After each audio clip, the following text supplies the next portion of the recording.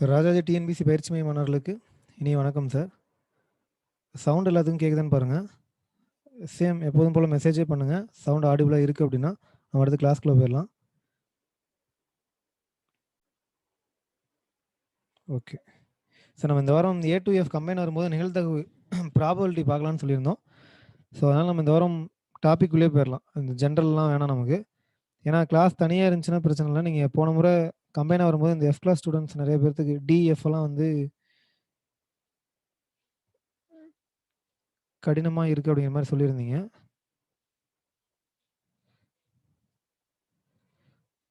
சரி, topic note பண்ணிக்கிங்க sir. நம்ம நிகழ்தகவு பார்க்கலாம். நிகழ்த்தவு ஆரம்பிப்போம். அப்புறம் அதுக்குள்ளே ரெகுலர் கிளாஸ் இன்றைக்கே போடுற மாதிரி இருந்துச்சுங்க சார். இன்னைக்கு கொஞ்சம் தவிர்க்க முடியாத சில காரணங்களால் அதுதான் அவங்களும் சொன்னாங்க.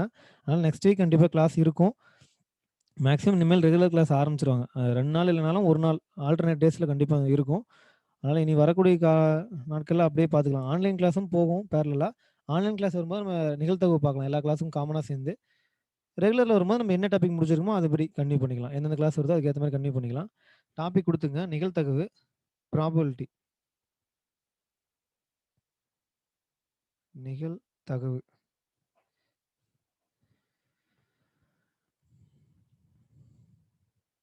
சார். நிகழ்தகவு நம்ம இப்போ கேள்விப்பட்டிருக்க மாட்டோம். நிகழ்தகவுங்கிறது என்ன அப்படின்னு பார்த்தீங்கன்னா, ஒரு நிகழ்ச்சி நடக்கிறதுக்கான வாய்ப்பு எவ்வளோ இருக்குது, அது நடக்காமல் இருக்கிறதுக்கு எவ்வளோ வாய்ப்பு இருக்குன்னு சொல்லி கண்டுபிடிக்கிறது. ஒரு நிகழ்ச்சி நடக்குமா நடக்காதா, நடக்கிறதுக்கான வாய்ப்பு எவ்வளோ இருக்குது அதை கண்டுபிடிக்கிறது தான் அந்த நிகழ்தகவு, ப்ராபபிலிட்டி அப்படின்னு சொல்கிறாங்க.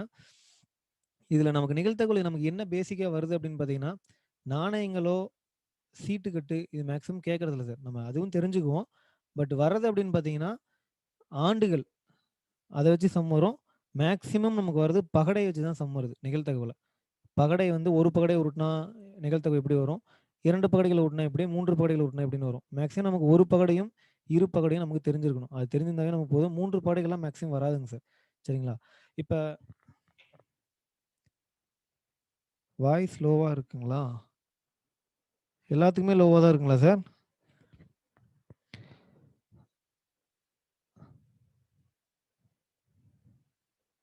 வாய்ஸ் ஓகே கேட்குது. ஓகேங்க சார். நிகழ்தகவில் நமக்கு தெரிஞ்சிருக்க வேண்டிய விஷயங்கள் அப்படின்னு பார்த்தீங்கன்னா பகடை. பகடை அப்படின்னா ஒரு பகடை அப்படின்னா அதில் 6 முகங்கள் இருக்கும் சார். 6 முகங்களில் என்ன குறிச்சிருக்கும் அப்படின்னு பார்த்தீங்கன்னா 1லேருந்து 6 வரைக்கும் உள்ள மதிப்புகள் குறிக்கப்பட்டிருக்கும். நம்ம அதுக்கு முன்னாடி இந்த நிகழ்தகவில் என்னென்ன வரும்னு சொல்லி பார்த்துக்கலாம். நிகழ்தகவில் ஒரு முக்கியமான கொஞ்சம் ஈவெண்ட்ஸ் இருக்குது, அதை எழுதிக்கிங்க. இதில் ஃபஸ்ட்டு என்ன அப்படின்னு பார்த்தீங்கன்னா கீழே எழுதிக்கிங்க சார். நிகழ்தகவு அப்படின்னு டாபிக் கொடுத்துட்டு ஃபஸ்ட்டு ட்ரையல் முயற்சி, கொஞ்சம் தியரி வருங்க சார். ஒரு பக்கத்துக்கு இருக்கும். அது என்னென்னு எழுதிக்கிங்க. முயற்சி, ட்ரையல்.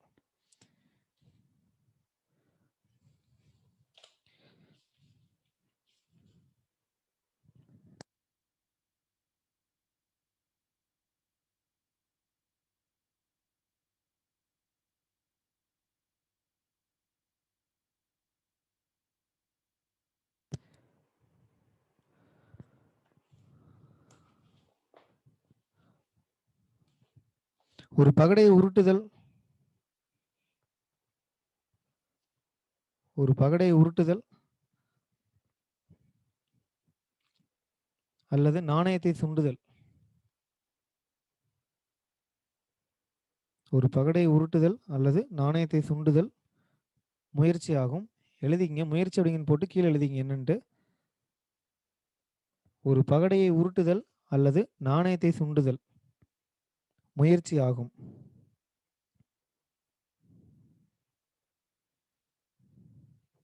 அது கீழே ஒன்று அல்லது அதற்கு மேற்பட்ட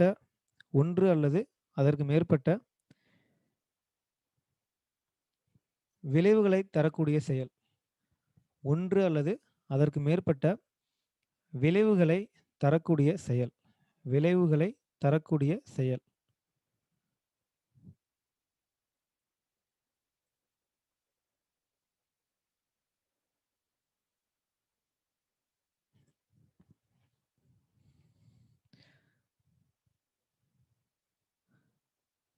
சார் முயற்சி அப்படிங்கிறது நீங்க ஒரு விஷயத்த செய்யறது தான் முயற்சி அப்படின்னு சொல்றாங்க. ட்ரையல் அப்படிங்கிறது என்னன்னா, நீங்க ஒரு செயல செய்யறது. அதாவது இப்ப அதான் அவன் ஃபர்ஸ்ட் லைன்லயே குடுத்துட்டான். ஒண்ணா நாணயங்கள் சுண்டி பார்க்கிறது, அல்லது பகடை உருட்டுறது, அல்லது சீட்டு கட்டு குலுக்குறது எல்லாமே அப்படிதான். ஒரு விஷயத்த நீங்க செய்றீங்க அப்படின்னா, அதுக்கு பேர் முயற்சின்னு சொல்றாங்க. அந்த முயற்சியில கிடைக்கக்கூடிய முடிவுக்கு பேர் என்ன சொல்றாங்கன்னா, விளைவு அப்படின்னு சொல்றாங்க. அவுட்கம் அப்படின்னு சொல்றானுங்க.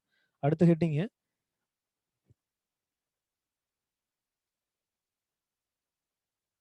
விளைவு, அவுட்கம். சரிங்களா? அடுத்த ஹெட்டிங் குடுத்துங்க. விளைவு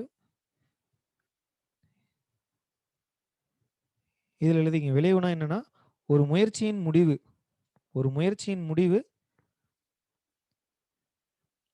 விளைவு.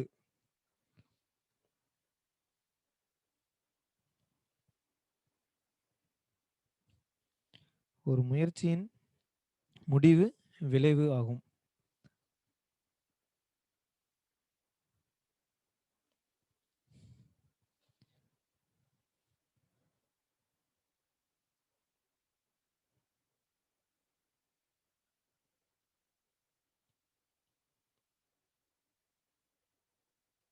அடுத்தது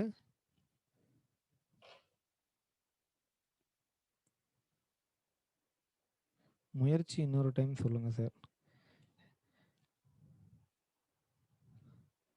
சார் முயற்சியில நமக்கு எழுத வேண்டிய பாயிண்ட் என்னன்னா, 1 அல்லது அதற்கு மேற்பட்ட விளைவுகளை தரக்கூடிய செயல். 1 அல்லது அதற்கு மேற்பட்ட விளைவுகளை தரக்கூடிய செயல். ஃபர்ஸ்ட்லருந்து சொல்றேன் பாருங்க. ஃபர்ஸ்ட் முயற்சிக்கு சொல்றேன். 1 அல்லது அதற்கு மேற்பட்ட விளைவுகளை தரக்கூடிய செயல். விளைவுனா முடிவுங்க சார். அவுட்கம் அததான் விளைவுன்னு சொல்றானுங்க. 1 அல்லது அதற்கு மேற்பட்ட விளைவுகளை தரக்கூடிய ஒரு செயல். அதுக்கு பேர் தான் முயற்சி. அதுக்கு எக்ஸாம்பிள் தான் அவன் சொல்லியிருக்கானுங்க ஃபர்ஸ்ட் லைன்ல. நாணயங்கள் சுண்டுறது அல்லது பகடை உருட்டுதல். அது எக்ஸாம்பிள்னு போட்டு கூட எழுதிக்கங்க. நாணயங்கள் சுண்டுதல் அல்லது பகடையை உருட்டுதல். முயற்சி. அதுக்கப்புறம் அடுத்து வாங்க விளைவு. சார் ஆடியோ எல்லாத்துக்கும் வருதுன்னு சொல்றாங்க சார். அறிவு. நீங்க சிக்னல் இருக்க பக்கமா பாருங்க. அடுத்தது விளைவு என்ன அப்படின்னு பார்த்தீங்கன்னா, ஒரு முயற்சியின் முடிவு விளைவுன்னு சொல்றாங்க. ஒரு முயற்சியின் முடிவு விளைவு ஆகும். ஒரு முயற்சியின் முடிவு விளைவு ஆகும்.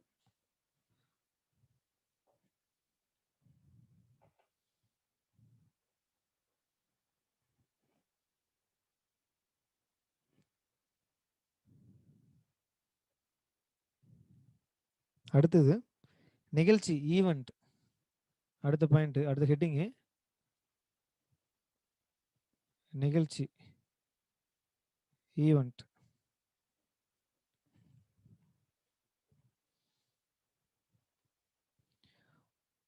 ஒரு சமவாய்ப்பு சோதனையின் சமவாய்ப்பு சோதனை அப்படின்னா ரேண்டம் எக்ஸ்பெரிமெண்ட் அப்படின்னு சொல்லுவானுங்க.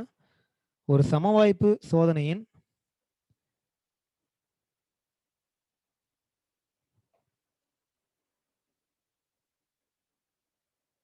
ஒரு சமவாய்ப்பு சோதனையின்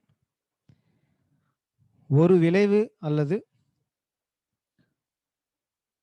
பல விளைவுகளின் தொகுப்பு. ஒரு விளைவு அல்லது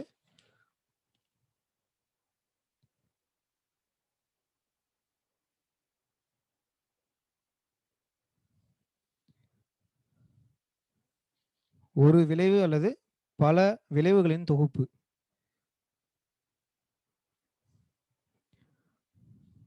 ஒரு சமவாய்ப்பு சோதனையின் ஒரு விளைவு அல்லது பல விளைவுகளின் தொகுப்பு ஈவென்ட் நிகழ்ச்சி அப்படின்னு சொல்றானுங்க.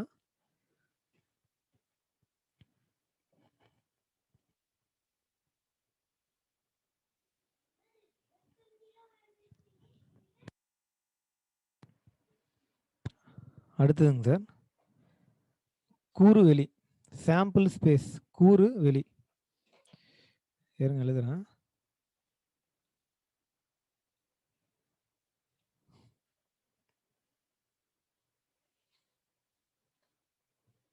கூறு வெளி சாம்பிள் ஸ்பேஸ்.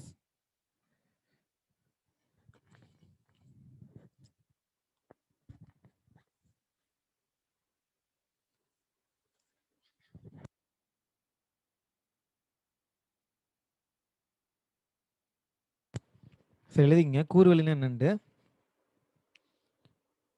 ஒரு சமவாய்ப்பு சோதனையில் நிகழ வாய்ப்புள்ள ஒரு சமவாய்ப்பு சோதனையில் எழுதிக்கங்க சார். ஒரு சமவாய்ப்பு சோதனையில் நிகழ வாய்ப்புள்ள ஒரு சமவாய்ப்பு சோதனையில் நிகழ வாய்ப்புள்ள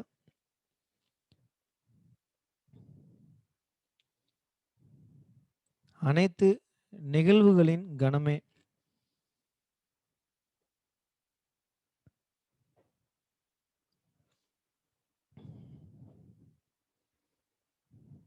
ஒரு சமவாய்ப்பு சோதனையில் நிகழ வாய்ப்புள்ள அனைத்து நிகழ்வுகளின் கணமே கூறுவெளி ஆகும்.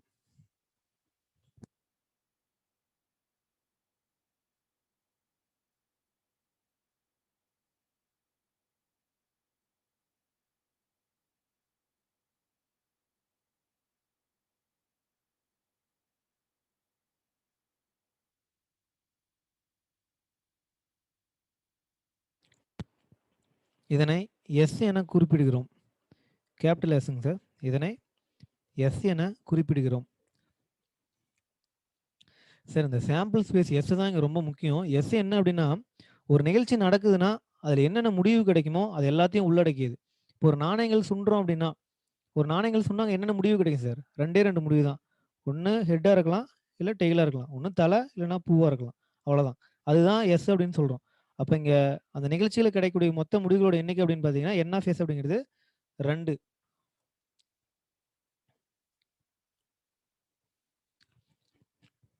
கூறுவெளி அப்படிங்கிறது இன்னொரு சொல்ற பாருங்க. ஒரு சமவாய்ப்பு சோதனையில் நிகழ வாய்ப்புள்ள அனைத்து நிகழ்வுகளின் கணமே. தீரி ஒரு மாதிரி இருக்கும். என்ன விஷயம் அப்படின்னா, ஒரு நிகழ்ச்சி நடக்கும்போது அதில் என்னென்ன முடிவு கிடைக்குமோ அந்த முடிவு எல்லாத்தையும் உள்ளடக்கியது. கணம் அப்படின்னா ஒரு தொகுப்பு சார். அங்கே கிடைக்கிற எல்லா முடிவையும் உள்ளடக்கியது தான் அந்த கூறுவெளி அப்படின்னு சொல்றாங்க. ஒரு சமவாய்ப்பு சோதனையில் நிகழ வாய்ப்புள்ள அனைத்து நிகழ்வுகளின் கணமே கூறுவெளி ஆகும். நிகழ வாய்ப்புள்ள அனைத்து நிகழ்வுகளின் கணமே கூறுவெளி ஆகும். இதனை எஸ் என குறிப்பிடுகிறோம். எஸ்ங்கிறது இங்க பாருங்க கேபிட்டல் எஸ்ங்க சார். சாம்பிள் ஸ்பேஸ் அப்படிங்கிறது என்ன மீனிங்னா, சார் இந்த வீடியோ எல்லாத்தையுமே ஆஃப் பண்ணிருங்க சார். மியூட் பண்ணுங்க.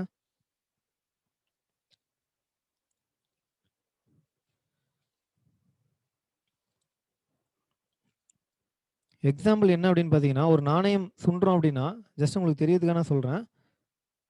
எக்ஸாம்பிள் ஒரு நாணயம் சுண்டுறீங்க அப்படின்னா, அங்கே என்னென்ன முடிவு கிடைக்கலாம் அப்படின்னு பார்த்தீங்கன்னா, ஒன்று ஹெட்டு கிடைக்கலாம், இல்லை டெயில் கிடைக்கலாம். அவ்வளோ அந்த 2 முடிவு தான். அப்போ இந்த 2 முடிவையும் உள்ளடக்கியதுக்கு பேர் தான் கூறுவெளி அப்படின்னு சொல்கிறாங்க. அப்போ எஸ் அப்படிங்கிறது மொத்த நிகழ்ச்சி என்னென்ன கிடைக்குமோ அது எல்லாத்தையும் அதில் எழுதணும். என் ஆஃப் எஸ் அப்படிங்கிறது என்ன மீனிங்னா, டோட்டல் எவ்வளோ எண்ணிக்கையோ அந்த எண்ணிக்கையை மட்டும் சொல்கிறது. நம்பர் ஆஃப் ரிசல்ட் அப்படிங்கிறது மட்டும் தான் என் ஆஃப் எஸ் அப்படின்னு சொல்லுவோம்.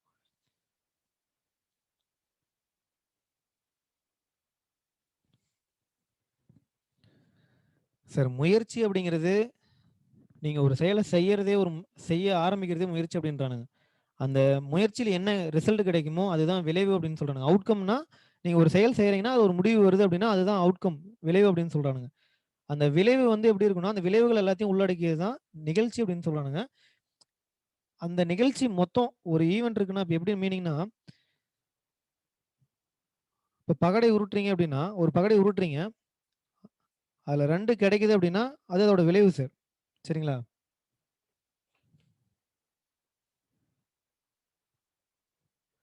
இப்போ இதே வந்து இந்த பகடை உருட்டும் போது இரட்டை எண் கிடைப்பதற்கான என்னென்னலாம் கிடைக்கும், இரட்டை எண்ணில் என்னென்ன இருக்குது அப்படின்னு பார்த்தீங்கன்னா 2, 4, 6 இது எல்லாமே இரட்டை எண். அப்போ இது எல்லாமே என்ன சொல்கிறாங்கன்னா நிகழ்ச்சி அப்படின்னு சொல்கிறானுங்க. 2 அப்படிங்கிறது ஒரு விளைவு. ஒரு பகடை உருட்டும் போது ஒன்றா ஒரே நம்பர் தான் கிடைக்கும். பட் அது இரட்டைப்படை என்ன இருக்கணும் அப்படின்னா என்ன வாய்ப்பு அப்படின்னு பார்த்தீங்கன்னா இரட்டைப்படை என்னென்னலாம் வரும்னா 2, 4, 6. அப்போ இது எல்லாமே சேர்ந்தது ஒரு நிகழ்ச்சி அப்படின்னு சொல்கிறாங்க. ஒரு விளைவு அல்லது ஒன்றுக்கு மேற்பட்ட விளைவுகளை உள்ளடக்கியதான் நிகழ்ச்சி அப்படின்னு சொல்கிறானுங்க. சரிங்களா? விளைவு அப்படிங்கிறது ரிசல்ட். ரிசல்ட் அப்படிங்கிறது தான் விளைவு. இது அவ்வளோ தூரம்லாம் போட்டு டீப்பாக குழப்பிக்காதீங்க. முயற்சி செய்கிறீங்க, கிடைக்கிற ரிசல்ட் தான் விளைவுன்னு சொல்கிறான். அந்த விளைவை உள்ளடக்கியது நிகழ்ச்சின்னு சொல்கிறானுங்க. இது எல்லாமே சேர்ந்தது தான் கூறுவெளி அப்படின்னு சொல்கிறாங்க. இங்க நீங்க ஞாபகம் வச்சுக்க வேண்டியது என்ன அப்படின்னா, கூறுவெளி தான் ரொம்ப ரொம்ப முக்கியம். சரிங்களா? இதெல்லாம் சும்மா ஜஸ்ட் தியரியில ஒரு வேள குடுத்தானா உங்களுக்கு தெரிஞ்சிருக்கணும். சரிங்களா? கூறுவெளி தான் நமக்கு ரொம்ப முக்கியம். நாணயங்கள் சொன்னா அதில என்னென்ன முடிவு கிடைக்கும்னு தெரிஞ்சிருக்கணும். பகடை உருட்டுனா அதில என்னென்ன முடிவெல்லாம் கிடைச்சிருக்குன்னு தெரிஞ்சிருக்கணும். அதே மாரி ஆண்டு அப்படின்னு வந்துச்சுன்னா, அதில என்ன முடிவு வரும்னு தெரிஞ்சிருக்கணும். சீட்டு கட்டுனாலும் அதில என்னென்ன வரும் முடிவுகள் வரும்னு தெரிஞ்சிருக்கணும். அது தெரிஞ்சா மட்டும் நம்ம சம் போட முடியும். சரி ஓகே. அடுத்து எழுதிக்கங்க. இந்த ரேண்டம் எக்ஸ்பெரிமென்ட்னா நான் என்னன்னு குடுக்காம உட்டேன். அத எழுதிக்கங்க.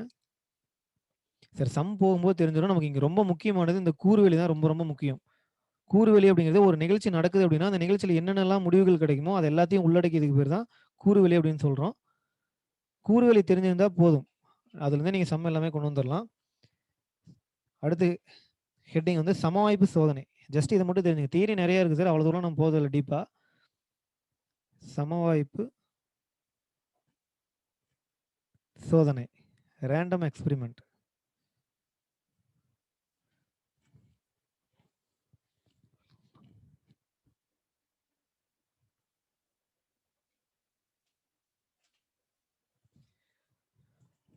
எழுதிக்கங்க. சரி எல்லாரும் ஒரே டைம்ல எழுதிக்கங்க. நம்ம என்ன சம்முக்குள்ள போகல. ஜஸ்ட் தியரி தான் சொல்றேன். இதையே நம்ம ரிப்பீட் பண்ணிட்டு இருக்கோம்னா, ஒரு சோதனையில் நிகழக்கூடிய ஒரு சோதனையில் நிகழக்கூடிய அனைத்து விளைவுகளும் ஒரு சோதனையில் நிகழக்கூடிய அனைத்து விளைவுகளும் முன்னரே தெரிந்திருந்தாலும் ஒரு சோதனையில் நிகழக்கூடிய அனைத்து விளைவுகளும் முன்னரே தெரிந்திருந்தாலும்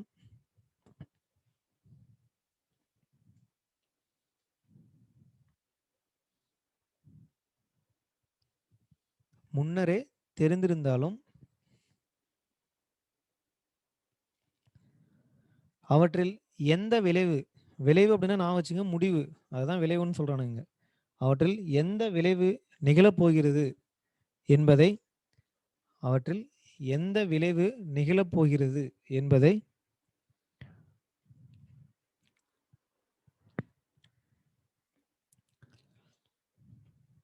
முன்னரே சொல்ல இயலாது எனில் என்பதை முன்னரே சொல்ல இயலாது எனில்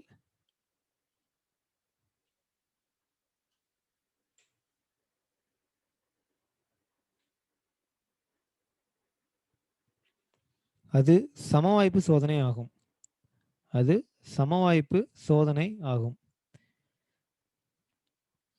ரேண்டம் எக்ஸ்பெரிமெண்ட்னா மட்டும் தெரிஞ்சுக்கங்க. சரி, சரி. ரேண்டம் எக்ஸ்பெரிமெண்ட்னா என்னன்னா, ஒரு ஈவென்ட் ஒரு நிகழ்ச்சி நடக்குது அப்படின்னா, அதுல என்னென்ன முடிவுகள் வரும்னு நமக்கு தெரியும்.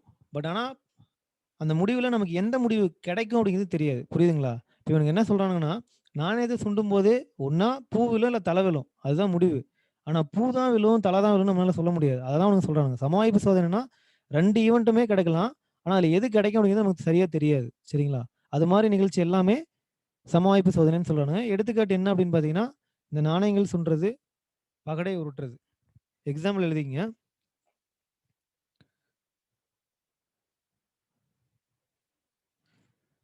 ஒரு சோதனையில் நிகழக்கூடிய அனைத்து விளைவுகளையும் ஒரு சோதனையில் நிகழக்கூடிய அனைத்து விளைவுகளும் முன்னரே தெரிந்திருந்தாலும் ஒரு சோதனையில் நிகழக்கூடிய அனைத்து விளைவுகளும் முன்னரே தெரிந்திருந்தாலும் அவற்றில் எந்த விளைவு நிகழப்போகிறது அவற்றில் எந்த விளைவு நிகழப்போகிறது என்பதை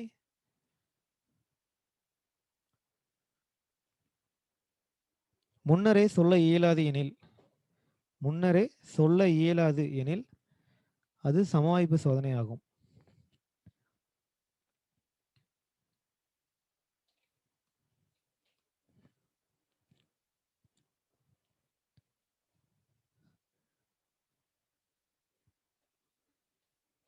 எக்ஸாம்பிள் ஒரு நாணயத்தை சுண்டுதல். 2வது ஒரு பகடையை உருட்டுதல்.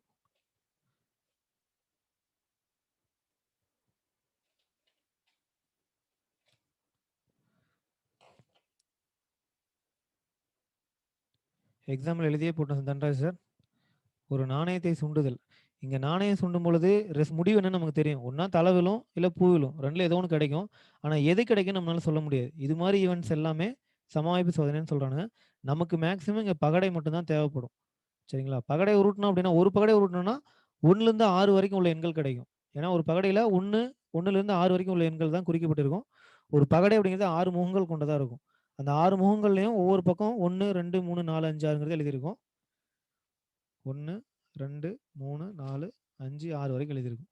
ஒரு பகடையில குறிக்கப்பட்டுள்ள எண்களோட விவரம் அப்படின்னா 1லேருந்து 6 வரைக்கும் தான் இருக்கும். 0வும் இருக்காது, 7ம் இருக்காது. சரிங்களா?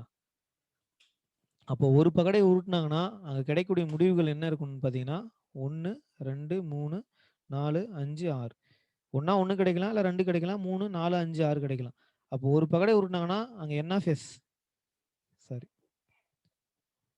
என் ஆஃப் எஸ் அப்படிங்கிறது முடிவுகளோட எண்ணிக்கை என்னன்னு பார்த்தீங்கன்னா 6. இந்த எஸ் அப்படிங்கிறது மொத்த முடிவுகளோட விவரம். என்னென்ன முடிவுலாம் கிடைக்குமோ அது எல்லாத்தையும் உள்ளடக்கியது. இந்த என் ஆஃப் எஸ் அப்படிங்கிறது எண்ணிக்கை. மொத்தம் எத்தனை முடிவு கிடைக்கலாம் அப்படிங்கிறது தான் என் ஆஃப் எஸ்ங்க சார். இது நம்ம சம்ல பார்க்கலாம். எக்ஸாம்பிள் மட்டும் எழுதிக்கங்க. நம்ம அடுத்து கூறுவெளி பார்க்கலாம். கூறுவெளி ஏன் பார்க்குறோம் அப்படின்னா, கூறுவெளி தான் ரொம்ப முக்கியம் சார். எல்லா ஈவென்ட்லயுமே நம்ம கூறுவெளி தான் தெரிஞ்சிருக்கணும்.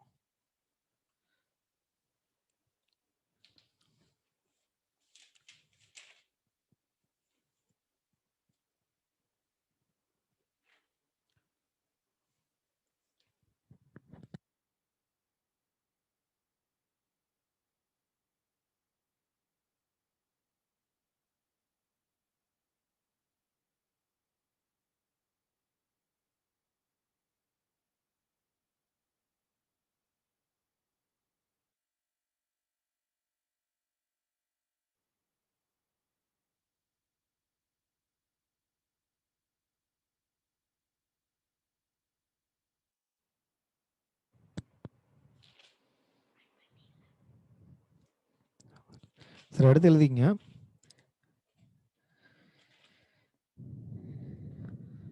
நிகழ்தகவுனா ஃபர்ஸ்ட் என்னன்னு எழுதிக்கங்க. டைரக்ட்டா ஃபார்முலா எழுதிக்கங்க. ஈங்கிறது ஒரு ஈவென்ட்டா இருக்கு அப்படின்னா,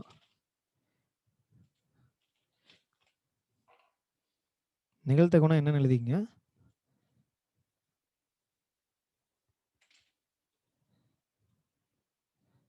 அது டைரக்ட்டா சம் குடுத்துட்டு போற மாரி இருந்தா சீக்கிரம் போயிரலாம் சார் இது. தியரி கொஞ்சம் இருக்கு. இன்னும் ஒரு பேஜ் இருக்கும். அத முடிச்சுட்டு சம்க்குள்ள போயிரலாம்.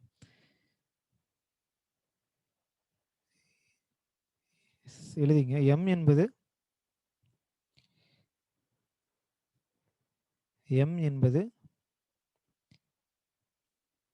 E என்ற E என்ற நிகழ்ச்சியின்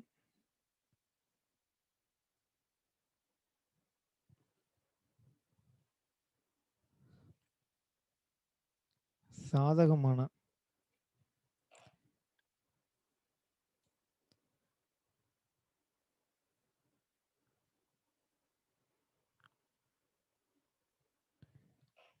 சாதகமான விளைவுகளின் எண்ணிக்கை சாதகமான விளைவுகளின் எண்ணிக்கை என்றும் எழுதியே போடுறோம் பாருங்க. நிகழ்தகவுனா எப்படி இருக்கும் அப்படின்னா, M என்பது E என்ற நிகழ்ச்சியின் சாதகமான விளைவுகளின் எண்ணிக்கை என்றும்,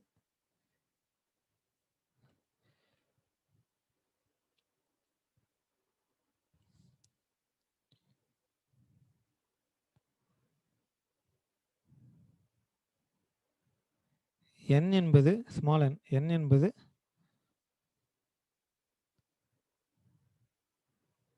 மொத்த விளைவுகளின் எண்ணிக்கை என்றும், மொத்த விளைவுகளின் எண்ணிக்கை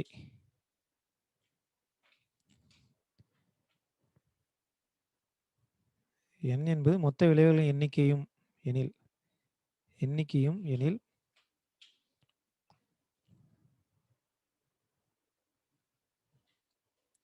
அப்ப அந்த P ஆஃப் E அப்படிங்கிறது என்னவா இருக்கும்னா,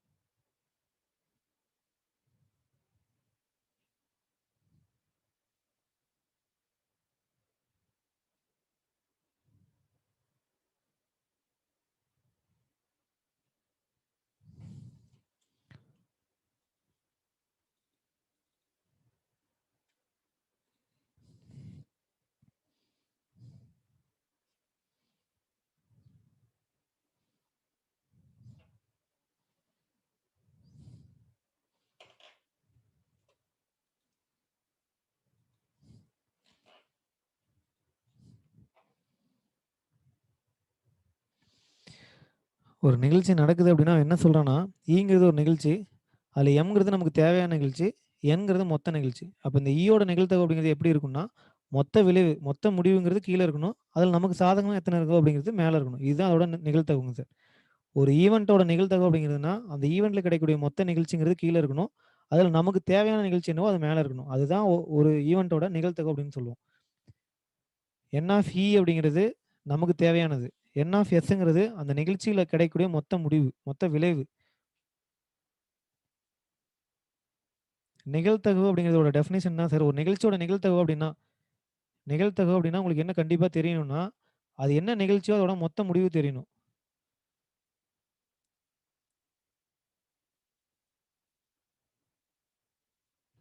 நிகழ்தகவோட டெஃபினிஷன் தான் நான் குடுத்துருக்கேன். நிகழ்தகவு ப்ராபபிலிட்டி. இந்த விஷயம் மட்டும் தெரிஞ்சிருந்தா போதும். ஒரு நிகழ்ச்சி நடக்குது அப்படின்னா, அதோட மொத்த முடிவு, மொத்த விளைவுகள் தெரிஞ்சிருக்கணும். அந்த மொத்த விளைவுகள்ல நமக்கு என்ன சாதகமா அதாவது கொஸ்டினுக்கு தேவையானது என்ன? இப்போ மொத்த முடிவுகள்லாம் என்னன்னா, இப்போ ஒரு நாணயம் சுண்டுறீங்க அப்படின்னா, அதில மொத்த முடிவு என்ன சார்? கூறுவலி அப்படிங்கிறது ஒண்ணா ஹெட் கிடைக்கலாம், இல்ல டெயில் கிடைக்கலாம். அப்ப என் ஆஃப் எஸ் அப்படிங்கிறது மொத்த முடிவு 2. இதில அவன் என்ன கேட்பான்னா, ஒரு நாணயம் சுண்டும் பொழுது தலை விழுவதற்கான நிகழ்தகவு என்னன்னு கேட்பான். அப்ப நிகழ்தகவு அப்படின்னு பார்த்தீங்கன்னா, மொத்தம் 2 முடிவு. அதில தலை என்ன சார்? தலை விழுவதற்கு ஒரே ஒரு வாய்ப்பு தான் இருக்கு. அப்ப என் ஆஃப் இங்கிறது 1. அப்ப அதோட நிகழ்தகவு அப்படிங்கிறது 1/2ன்னு வரும். அப்போ ஒரு நிகழ்ச்சியோட நிகழ்தகவு நமக்கு தெரிஞ்சிருக்கணும் அப்படின்னா, அங்க என்ன தெரியணும் அப்படின்னா, அந்த நிகழ்ச்சியில கிடைக்கக்கூடிய மொத்த முடிவுகள் தெரிஞ்சிருக்கணும். நமக்கு கொஸ்டினுக்கு என்ன கேட்டிருக்கானோ, அதுக்கு சாதகமா இருக்கக்கூடிய முடிவுகள் என்னன்னு தெரிஞ்சிருக்கணும். அது தெரிஞ்சு அப்படின்னா நிகழ்தகவு சொல்லிறலாம். அப்ப நமக்கு என்ன தெரிஞ்சிருக்கணும்னா, ஒரு நிகழ்ச்சி நடக்குதுன்னா, அந்த நிகழ்ச்சியில என்னென்ன முடிவுகள் கிடைக்குது அப்படிங்கிறது தெரிஞ்சிருக்கணும். அதுக்கப்புறம் அத ரிலேட் பண்ணி அவன் கொஸ்டின்ல என்ன கேட்டிருக்கானோ அதுக்கான ஆன்ஸர் கொண்டு வந்துரலாம். இந்த எம்/என்ங்கிறது உங்களுக்கு புரியறதுக்காக குடுத்தது. விஷயம் என்ன அப்டின்னா, மொத்த விளைவுகளோட எண்ணிக்கை தெரிஞ்சிருக்கணும். சாதகமான விளைவுகளோட எண்ணிக்கை தெரிஞ்சிருக்கணும். அது 2ம் தெரிஞ்சிருந்தாவே போதும். இது எழுதிட்டீங்க அப்டின்னா, அடுத்த பாயிண்ட் எழுதிக்கங்க. எழுதிட்டீங்களா சார்?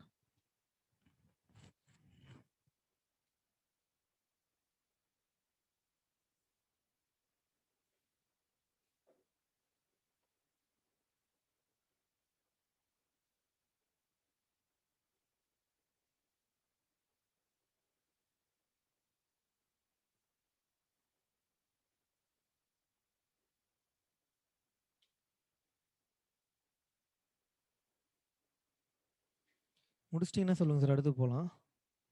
ஓகே கம்ப்ளீட் பண்ணிட்டீங்க.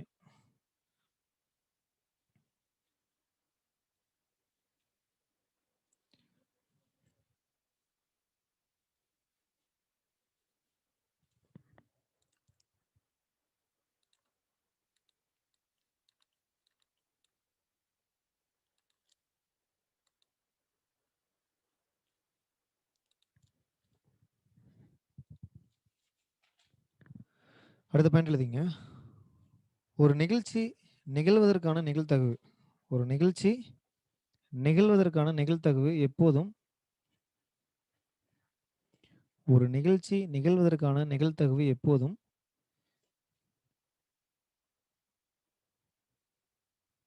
ஓ இல்ல சார் அது 0. 0லிருந்து 1 முடிய உள்ள ஏதேனும் ஒரு எண்.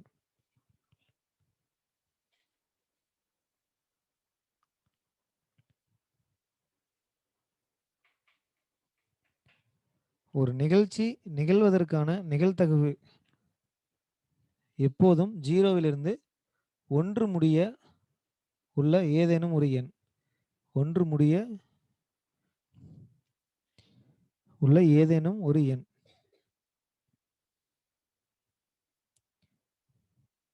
P of E greater than or equal to 0 less than or equal to 1. ஒரு நிகழ்ச்சியோட நிகழ்தகவு அப்படிங்கிறது P of Eன்னு சொல்லுவோம். அது ஒண்ணா 0வா இருக்கலாம் அல்லது 0 விட பெருசா இருக்கலாம். 1ஆ இருக்கலாம், 1 விட சின்னதா இருக்கலாம். வேல்யூ கண்டிப்பா மைனஸ்லயோ அல்லது 1.1 1 விட அதிகமாகவோ கண்டிப்பாக வராது. இத நல்லா ஞாபகம் வச்சுக்கங்க. ஒரு நிகழ்ச்சியோட நிகழ்தகவு அப்படிங்கிறது ஒண்ணா 0வா இருக்கலாம், அல்லது 1ஆ இருக்கலாம், அல்லது 2க்கும் இடைப்பட்ட மதிப்பா இருக்கும். 0க்கும் 1க்கும். அதாவது 0.5, 0.9, 0.75.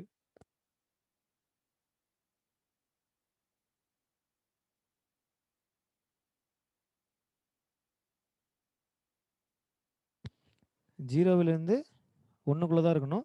அந்த வேல்யூஸ் எப்படி இருக்கலாம்னு பார்த்தீங்கன்னா 0.5 0. இப்படி தான் இருக்கும். கண்டிப்பாக குறை எண்ணாகவோ அல்லது 1ஐ விட அதிகமாகவோ இருக்காது. இது வேணால் ப்ராக்கெட்டில் எழுதிக்கங்க. மதிப்பானது குறை எண்ணாகவோ, குறை எண்ணா நெகட்டிவ்ங்க சார். குறை எண்ணாகவோ அல்லது 1ஐ விட அதிகமாகவோ இருக்காது.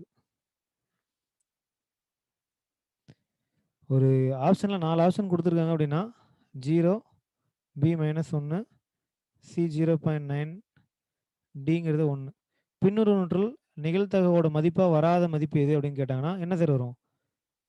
கவுனிங் அப்புறம் எழுதிக்கலாம். இப்போ நான் சொல்கிறத இது வரைக்கும் எழுதினீங்கன்னா ஓகே.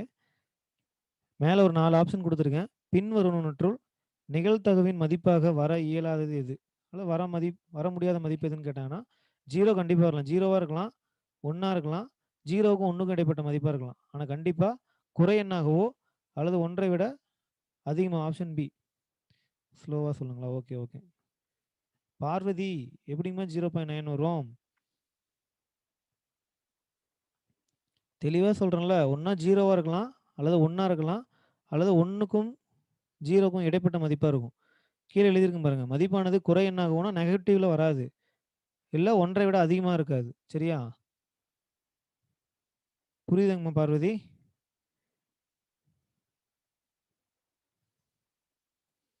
அதனால் இதில் ஆப்ஷன் அப்படின்னு பார்த்தீங்கன்னா -1 தான் நிகழ்தகவோட மதிப்பாக வராது. நல்லா நான் வச்சுங்க. நிகழ்தகவோட மதிப்பு ஒன்றா 0வாக இருக்கலாம் அல்லது 0 விட அதிகமாக இருக்கும், இல்லை 1ஆ இருக்கலாம், இல்லை 1ஐ விட குறைவாக இருக்கும்.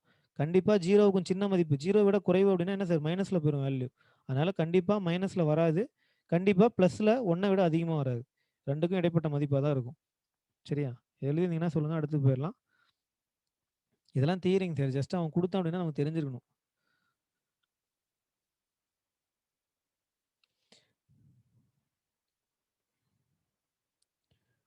ஓகே.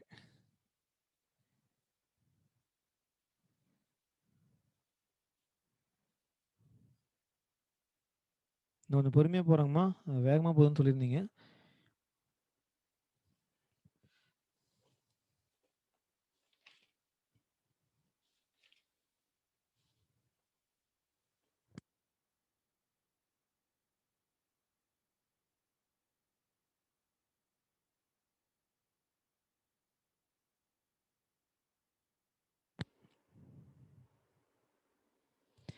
அடுத்த பாயிண்ட் எழுதிங்க. ஒரு நிகழ்ச்சியின் நிகழ்தகவு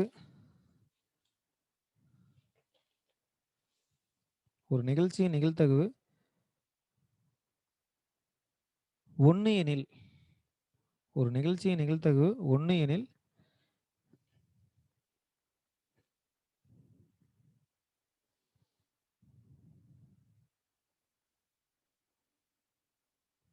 அது உறுதியான நிகழ்ச்சி. ஒரு நிகழ்ச்சியின் நிகழ்தகவு 1 எனில் அது உறுதியான நிகழ்ச்சி ஆகும்.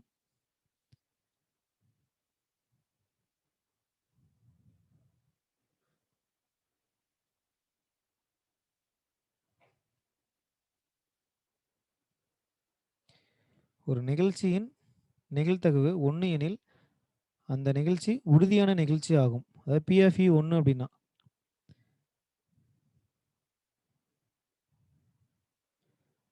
அதே அடுத்த பாயிண்ட், நிகழ்ச்சியின் நிகழ்தகவு 0 எனில், நிகழ்ச்சியின் நிகழ்தகவு 0 எனில்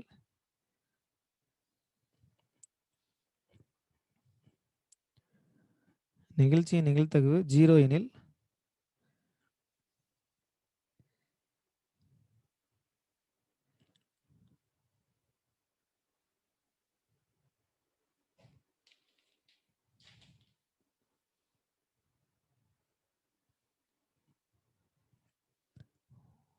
நிகழ்ச்சி நிகழ்தகவு 0 எனில் அது இயலா நிகழ்ச்சி. இயலா நிகழ்ச்சி ஆகும். இயலா நிகழ்ச்சி ஆகும். இயலா நிகழ்ச்சி, நடைபெற இயலாத நிகழ்ச்சி, எப்படி வேணாலும் சொல்லிக்கலாம். 1 அப்படின்னா கண்டிப்பாக நடக்கும், 0 அப்படின்னா அது கண்டிப்பாக நடக்காது. சரிங்களா? ஒரு நிகழ்ச்சி நடக்காது அப்படின்னா அதோட நிகழ்தகவோட மதிப்பு என்னவா இருக்குன்னா கண்டிப்பாக 0. 1 அப்படின்னா அது கண்டிப்பா நடக்கும். உறுதியா நடக்கும் அப்படின்னு சொல்றானுங்க. வேல்யூஸ் வந்து 0.1, 0.2 வந்தாலும் நிகழ்தகவு நடக்கும் சார். ஆனா உறுதியா கண்டிப்பா நடக்கும் அப்படின்னா, அதோட வேல்யூ என்னவா இருக்கணும்னா 1ன்னு இருக்கணும். கண்டிப்பா நடக்காது அப்படின்னா அதோட வேல்யூ என்னன்னா 0ன்னு இருக்கணும் சார்.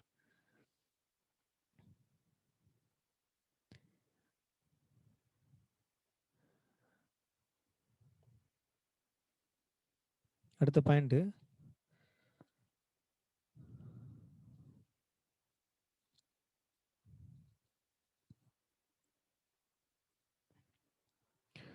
ஒரு நிகழ்ச்சியின் நிகழ்தகவு ஒரு நிகழ்ச்சியின் நிகழ்தகவு P ஆஃப் E எனில் ஒரு நிகழ்ச்சியின் நிகழ்தகவு P ஆஃப் E எனில்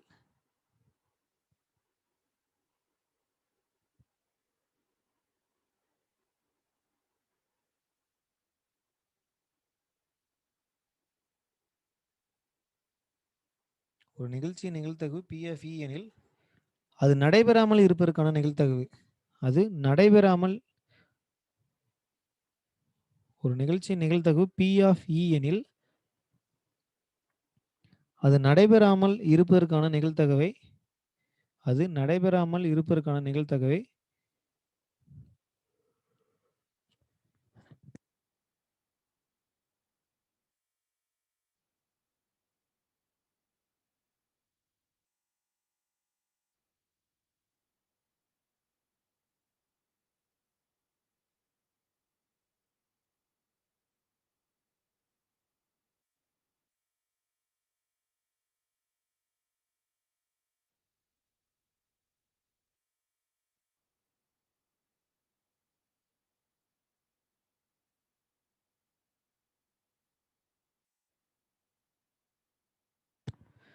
அப்படின்னா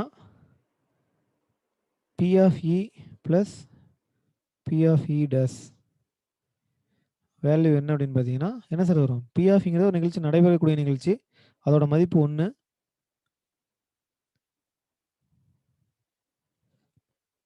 நடைபெற இயலாத நிகழ்ச்சி அப்படின்னு பார்த்தீங்கன்னா 0. 1 + 0 ரெண்டையும் கூட்டிங்கன்னா 1 தான் கிடைக்கும். அப்போ P of E + P of E டேஸோட வேல்யூ 1ங்க சார்.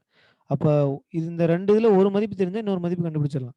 ஒருவேளை P ஆஃப் E கொடுத்துருக்கேன் அப்படின்னா P ஆஃப் E டேஸ் நிகழ்ச்சி நடைபெறாமல் இருப்பதற்கான நிகழ்ச்சி எப்படி கண்டுபிடிக்கலாம்னா 1 - P ஆஃப் Eன்னு கண்டுபிடிக்கலாம். ஒருவேளை P ஆஃப் E கண்டுபிடிக்கணும் அப்படின்னா E டேஸ் கொடுத்துருப்பான். அப்போ 1 - P ஆஃப் E டேஸ். சரிங்களா? புரியுதுங்களா?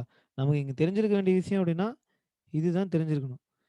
ஒரு நிகழ்ச்சி நடக்குது அப்படின்னா அதை P ஆஃப் Eன்னு சொல்கிறான். அதே நிகழ்ச்சி நடக்காமல் இருக்கணும் அப்படின்னா அது P ஆஃப் E டேஸ்ன்னு சொல்கிறான். அப்போ P ஆஃப் Eயும் P ஆஃப் E டேஸையும் கூட்டினீங்க அப்படின்னா அதோட வேல்யூ 1ன்னு வருங்க சார்.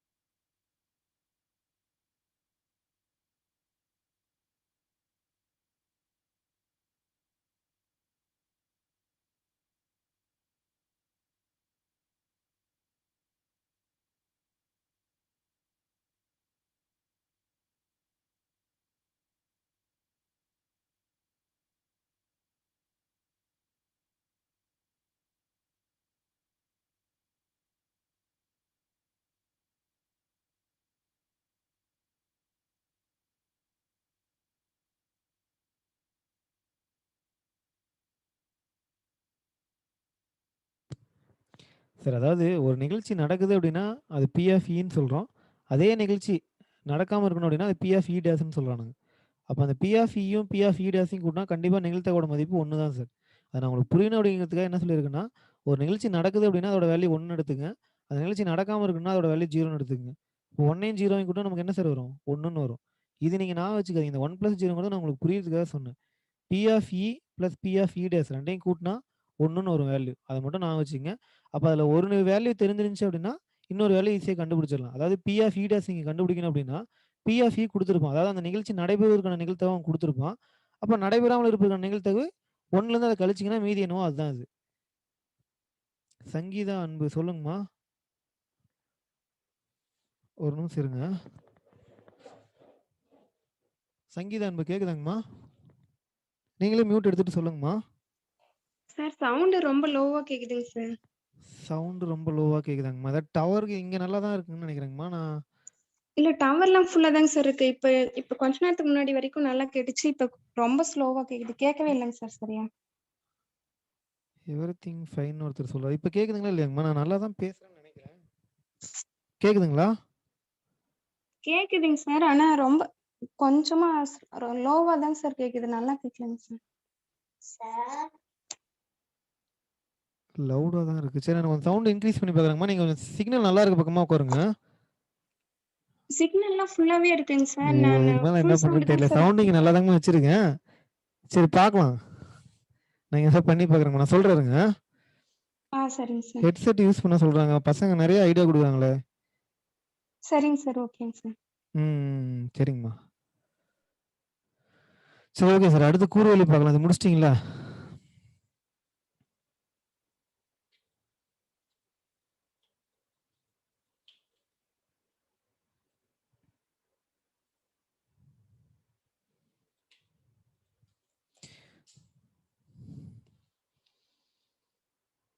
அடுத்து கூறுவலின்னு குடுத்துங்க. அதாவது கூறுவலி நம்ம என்னன்னு பார்த்துட்டோம்.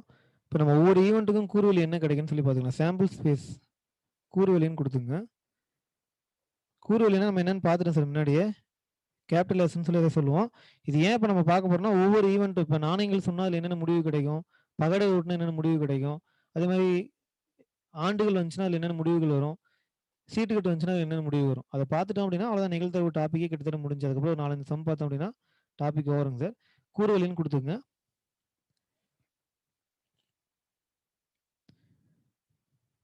இத நம்ம ஆல்ரெடி டெஃபினிஷன் மேலே எழுதிட்டோம். சமவாய்ப்பு சோதனையில் கிடைக்கக்கூடிய வேணா உங்களுக்கு புரியுற மாரி எழுதிக்கங்க. சமவாய்ப்பு சோதனையில் கிடைக்கக்கூடிய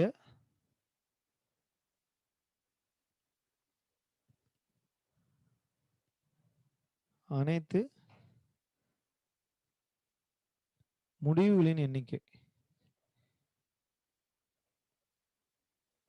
சரிங்களா? சமவாய்ப்பு சோதனையில் கிடைக்கக்கூடிய அனைத்து முடிவுகளின் எண்ணிக்கை தான் கூறுவலின்னு சொல்லுவோம். இதுல ஃபர்ஸ்ட் ஒண்ணு நாணயங்கள்னு குடுத்துக்கங்க. காயின்ஸ் நாணயங்கள். இந்த நாணயங்கள்ல ஃபர்ஸ்ட் ஒண்ணு ஒரு நாணயத்தை சுண்டும் பொழுது அப்படின்னு குடுத்துக்கங்க. ஒரு நாணயத்தை சுண்டும் பொழுது அல்லது சுண்டும் பொழுது இப்படிலாம் குடுத்துக்கங்க. என்ன முடிவு கிடைக்கும் அப்படின்னு பார்த்தீங்கன்னா, முடிவு நீங்களே எழுதலாம். ஒண்ணா ஹெட் இல்ல டெயில். ஒரு நாணயங்கள் சொன்னாங்கன்னா என்ன முடிவு கிடைக்குன்னா, அது எல்லாத்தையும் அந்த எல்லா முடிவுகளும் உள்ளடக்கி தான் எஸ்ன்னு சொல்லுவோம். அப்ப என் ஆஃப் எஸ்ங்கிறது மொத்தம் எத்தனை முடிவுகள் அப்படிங்கிறது தான் என் ஆஃப் எஸ்ன்னு சொல்லுவோம். 2 இத எழுதிக்கங்க. ஃபர்ஸ்ட் கூறுவலின்னு குடுத்துட்டு, கூறுவலிங்கிறது அந்த ஈவென்ட்ல கிடைக்கக்கூடிய எல்லா முடிவுகளோட எண்ணிக்கை தான் கூறுவலின்னு சொல்றோம். அதுல ஃபர்ஸ்ட் நம்ம பார்க்குறது நாணயங்கள். அதுல ஒரு நாணயத்தை சுண்டும் பொழுது என்ன முடிவு கிடைக்குன்னு ஃபர்ஸ்ட் எழுதிக்கங்க. ஒரு நாணயத்தை சுண்டும் பொழுதுன்னு குடுத்துட்டு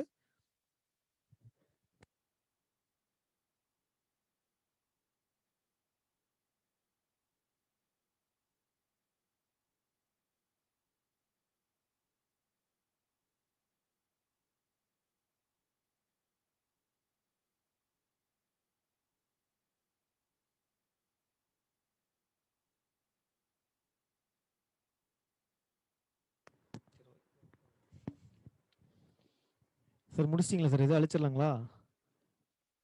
நெக்ஸ்ட் கம்ப்ளீட்டட். Okay, okay. முடிச்சிட்டீங்கன்னா அப்படியே டப்புன்னு கொஞ்சம் சொல்லிருங்க. நம்ம அடுத்து போயிடலாம். ஏன்னா எனக்கு தெரியாது நீங்க எழுதுனீங்களா இல்லையான்ட்டு.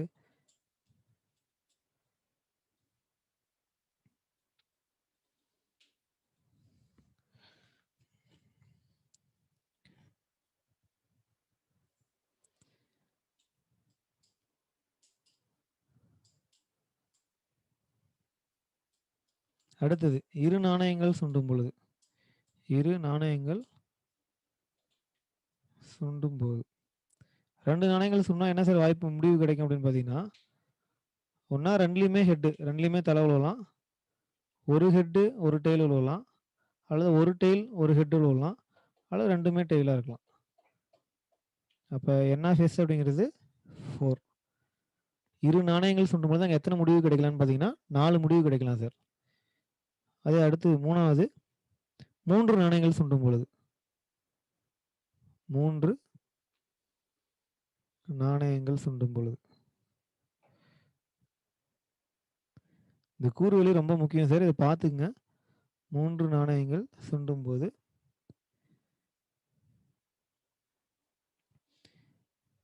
என்னென்ன முடிவு கிடைக்குன்னா, 3மே ஹெட்டா இருக்கலாம். 2 ஹெட், ஒரு டெயிலா இருக்கலாம். அதேதான். ஒரு ஹெட், ஒரு டெயில், ஒரு ஹெட்டா இருக்கலாம். ஒரு டெயில், 2 ஹெட்டா இருக்கலாம். அப்ப இதே மாரி கீழ வரும். 3மே டெயிலா இருக்கலாம். 2 டெயில், ஒரு ஹெட்டா இருக்கலாம். ஒரு டெயில், ஒரு ஹெட், ஒரு டெயிலா இருக்கலாம். அல்ல ஒரு ஹெட், 2 டெயிலா இருக்கலாம்.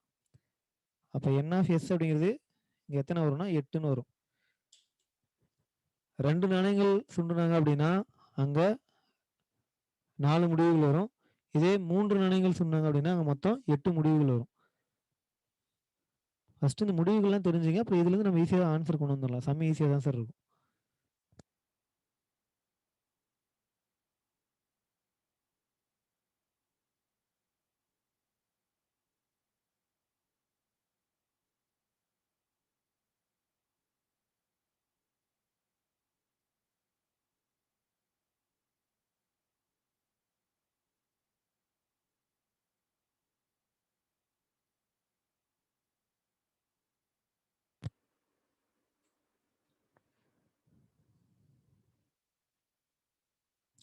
சரி ஓகே. அடுத்தது சொல்றேன்.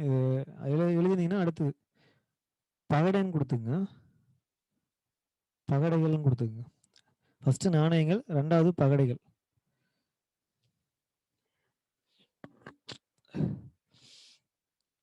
சார் முடிவுகள் அப்படின்னா, ஒரு நாணயங்கள் சொன்னாங்கன்னா 2 கிடைக்குது அப்படின்னா, 2 நாணயங்கள்னா 2 ஸ்கொயர்டு, 3 நாணயங்கள்னா 2 கியூபு, 4 நாணயங்கள்னா 2 பவர் 4ன்னு வரும். நீங்க இவ்வளவு தூரம்லாம் போ வேணாம். ஒருவேளை கேட்டாங்க அப்படின்னா, ஒரு நாணயம்னா 2 முடிவு. இதே பகடை அப்படின்னு பார்த்தீங்கன்னா, ஒரு பகடைனா 6 முடிவு. அதே 2 பகடைனா 6 ஸ்கொயர்டு, 3 பகடைனா 6 கியூபு. இது மாரி போகும். பெருக்குத்தொடர் வரிசையில போகும். சரிங்களா? அடுத்து பகடைகள்னு குடுத்துக்கங்க.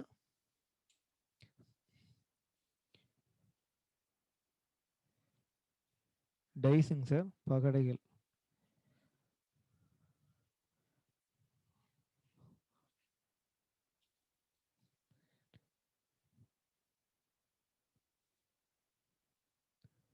ஒரு பகடை உருட்டும்போது உங்களுக்கு என்னென்ன முடிவு கிடைக்கலாம்னு பார்த்தீங்கன்னா, 1லேருந்து 6 வரைக்கும் உள்ள எண்கள் தான் கிடைக்கும். அப்ப என் ஆஃப் எஸ் அப்படிங்கிறது 6. பகடைகள்னு எழுதிங்க. அதில ஃபர்ஸ்ட் ஒரு பகடை உருட்டினீங்கன்னா, உங்களுக்கு என்னென்னலாம் ரிசல்ட் வரலாம் அப்படின்னு பார்த்தீங்கன்னா, 1லேருந்து 6 வரைக்கும் உள்ள ஏதோ ஒரு எண்கள் வரலாம். அப்ப என் ஆஃப் எஸ்ங்கிறது 6ங்க சார்.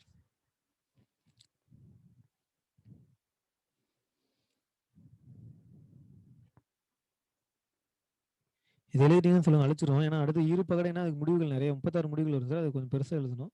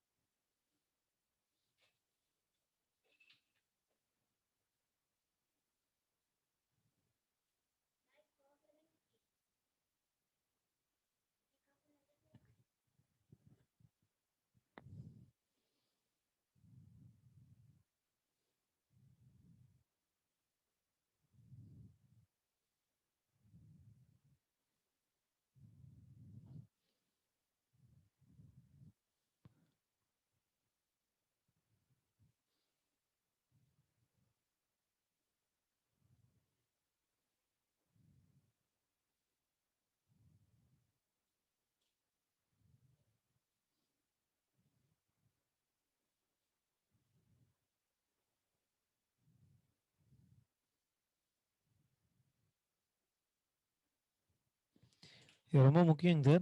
இந்த 2 பகடை உருட்டுறாங்க. பகடையில ஒரு பகடை உருட்டுனா என்னென்ன முடிவு வரும்னு தெரிஞ்சிருக்கணும். அதே 2 பகடைகள் உருட்டுனா என்ன முடிவுகள் வரும்னு தெரிஞ்சிருக்கணும்.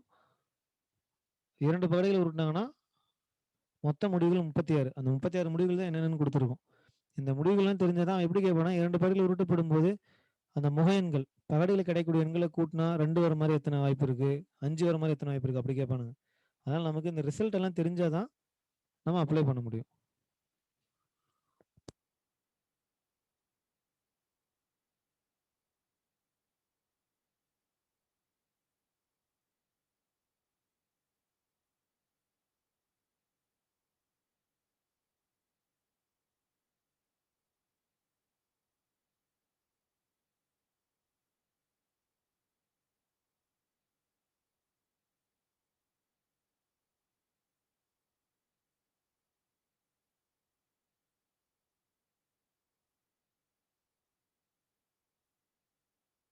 சார் முடிச்சுட்டா சொல்லுங்க. அடுத்து போலாம்.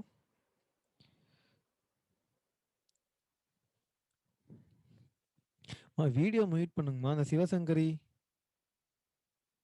வீடியோ மியூட் பண்றதுல என்ன பிரச்சனை உங்களுக்கு?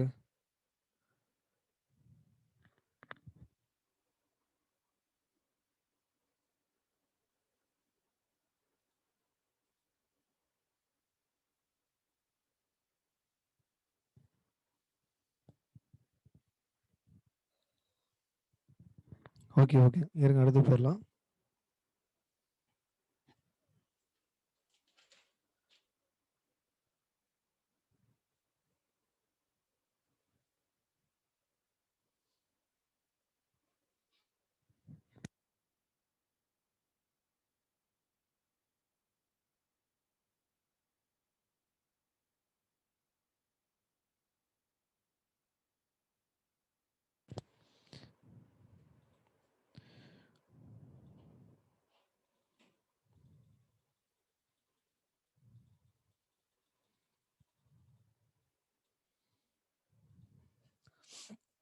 சரி அடுத்தது.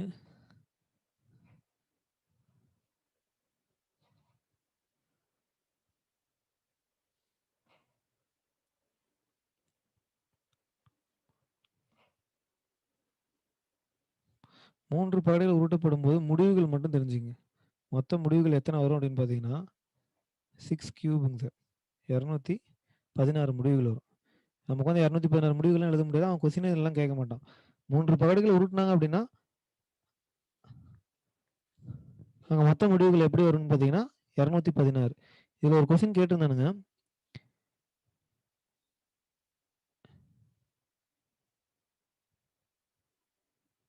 சம் எழுதிங்க கீழ. 3 பகடைகள் கொஸ்டினுங்க சார் இது. 3 பகடைகள் உருட்டப்படும்போது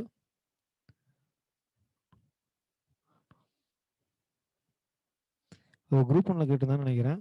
3 பகடைகள் உருட்டப்படும் பொழுது முக எண்கள்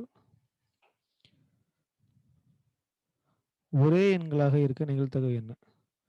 ஒரே எண்களாக இருக்க நிகழ்தகவு என்ன? சொல்லுங்க பார்க்கலாம். 3 பகடைகள் உருட்டப்படும் பொழுது முக எண்கள் ஒரே எண்களாக இருக்க நிகழ்தகவு என்ன?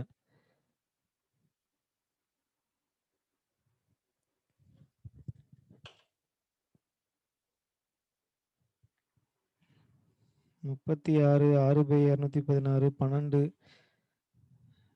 பிரியதர்ஷினி கரெக்டாக சொல்லியிருக்கீங்கம்மா. கோபா சந்தியா கரெக்டாக சொல்லியிருக்கீங்க. கார்த்திகா எங்க ரைஸ் ஸ்கேன் பண்ணிட்டு காணாம போயிட்டீங்களே.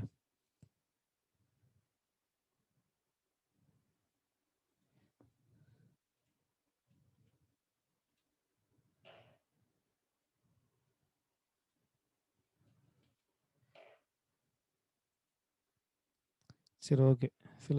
ஒரு சிலர் கரெக்டாக சொல்கிறீங்க. என்ன அப்படின்னா சார், நம்ம உட்காந்து 216 முடிவுகள்லாம் கொண்டு வந்துட்டு இருக்க முடியாது. மொத்த முடிவு 3 பகடை உருட்டுறாங்க அப்படின்னா, அங்கே மொத்த முடிவு நமக்கு தெரிஞ்சு போச்சு. என்ஆர்எஸ்ங்கிறது 216. இதில் நமக்கு சாதகமாக என்னென்ன முடிவுகள் இருக்கும், அந்த ஈவெண்ட்டில் நமக்கு சாதகமாக என்னென்ன முடிவுலாம் வரும் அப்படின்னு பார்த்தீங்கன்னா, 3 பகடையிலும் ஒரே எண் வரணும் அப்படின்னா, அது மாதிரி எத்தனை வரலாம் அப்படின்னு பார்த்தீங்கன்னா, 1, 1, 1 1 இது மாதிரி வரலாம். அல்லது 2,2,2ன்னு வரலாம். அல்லது 3,3,3ன்னு வரலாம். இல்ல 4, 4, 4 இல்ல 5,5,5 அப்படி இல்லைன்னா 6,6,6 அவ்வளோதான். 3 பகுதியிலையும் ஒரே எண் வரணும் அப்படின்னா இது மாதிரி மொத்தமே 6 நிகழ்ச்சி தான் இருக்கு. அப்போ நமக்கு தேவையான நிகழ்ச்சி இதில் எத்தனை இருக்கு அப்படின்னு பார்த்தீங்கன்னா என் ஆஃப் இ அப்படிங்கிறது 6. அப்போ நிகழ்த்தகவு அப்படிங்கிறது P of E equal to N of E by N of S. மொத்த முடிவில் நமக்கு சாதகமாக எத்தனை இருக்குது அப்படின்னு பார்த்தீங்கன்னா மொத்தம் 216. அதில் நமக்கு தேவையானது 6 முடிவு இருக்குது. அப்போ சிம்பிளிஃபை பண்ணீங்க அப்படின்னா 1/36 அப்படிங்கிறது தான் ஆன்சர். புரியுதுங்களா சார்? நம்ம உட்காந்து 216 முடிவையும் எழுத முடியாது. இதில் கேட்கக்கூடிய ஒரே கொஸ்டின் இதுதான். 3 பகடுகளை உருட்டினாங்க அப்படின்னா 3 பகடிலையும் ஒரே எண் வர்றதுக்கான நிகழ்த்தகவு என்னன்னு கேட்பானுங்க. 3 பகடை உருட்டினாங்கன்னா அதோட மொத்த முடிவுகளோட எண்ணிக்கை 216. அந்த 216 முடிவுல இவன் கேட்குற கொஸ்டினுக்கு ஏற்ற மாதிரி எத்தனை முடிவுகள் இருக்குன்னா இந்த 6 முடிவுகள் தான் இருக்கும். ஏன்னா 3 பகடிலையும் ஒரே எண் வரணும் அப்படின்னா மொத்தமே இந்த 6 வாய்ப்பு தான் இருக்கு. அப்போ 216ல் 6 வாய்ப்பு தான் நமக்கு சாதகமாக இருக்கு.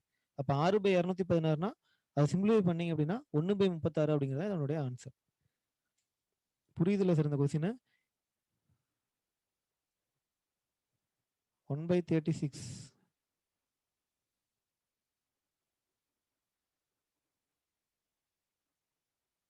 எழுதிக்கங்க. அடுத்து பார்க்கலாம்.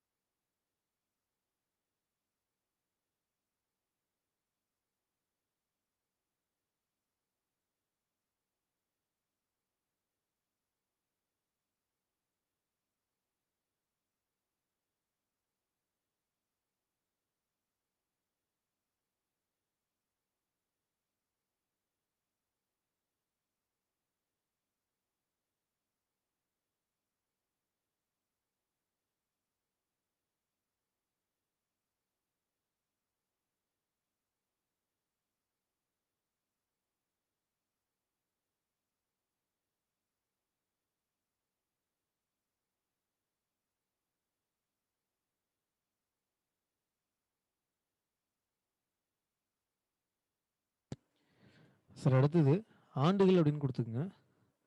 3வது ஃபஸ்ட்டு நாணயங்கள் பார்த்தோம், 2வது பகடைகள் பார்த்தோம், இப்போ ஆண்டுகள் இயர்ஸ்.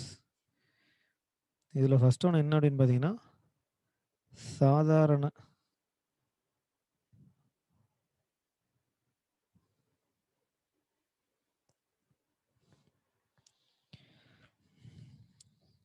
சாதாரண ஆண்டு.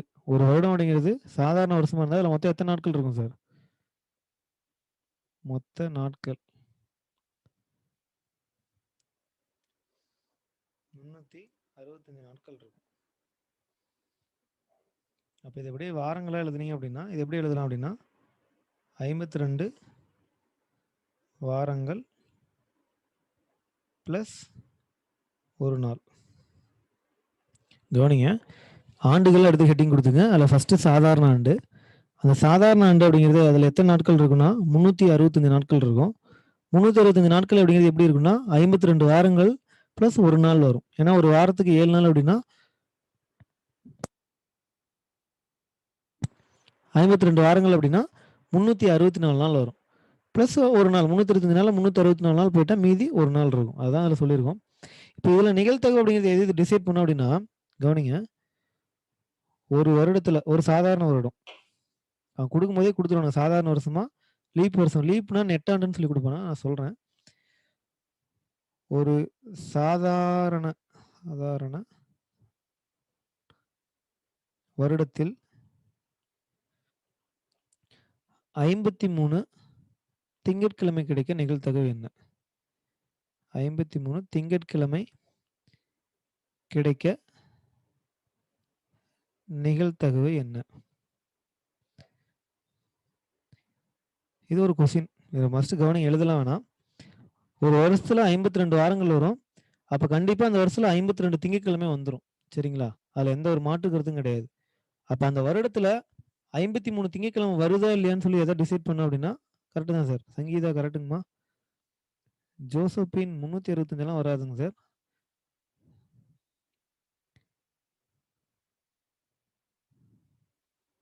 சரி கவனிங்க, நான் சொல்லிடுறேன். இது சம் இல்லைங்க சார். ஜஸ்ட் உங்களுக்கு புரியறதுக்காக நான் சொல்றேன். ஒரு வருடத்துல 53 திங்கட்கிழமை வரணும் அப்படின்னா, அது எத டிசைட் பண்ணும் அப்படின்னா, இந்த ஒரு நாள் தான் டிசைட் பண்ணும்.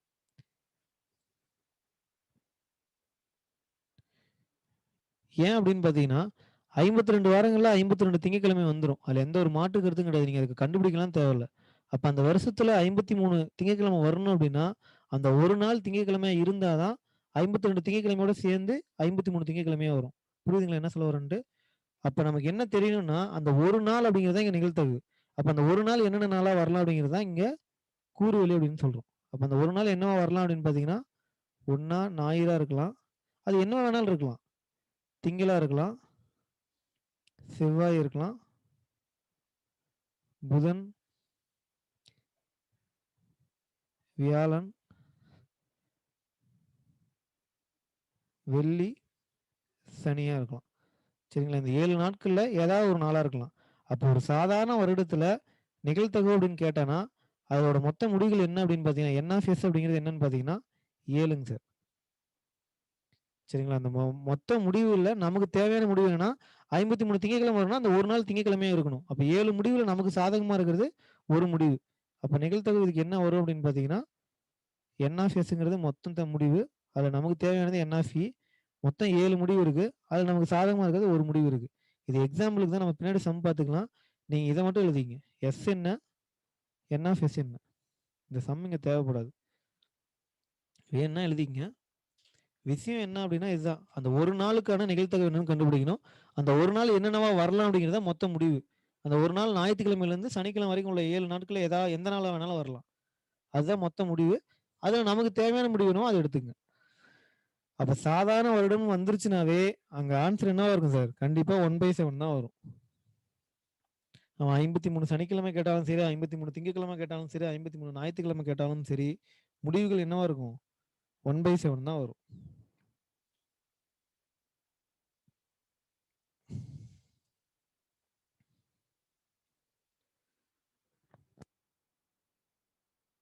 எழுதிட்டா சொல்லுங்க, அடுத்து போலாம்.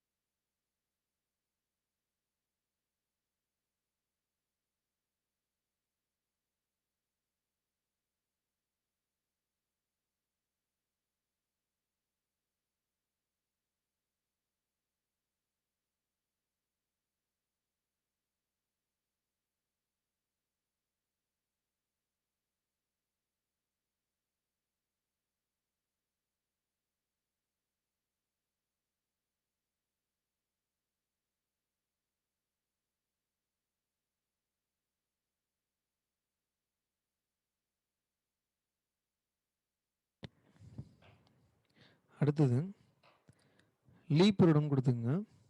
2வது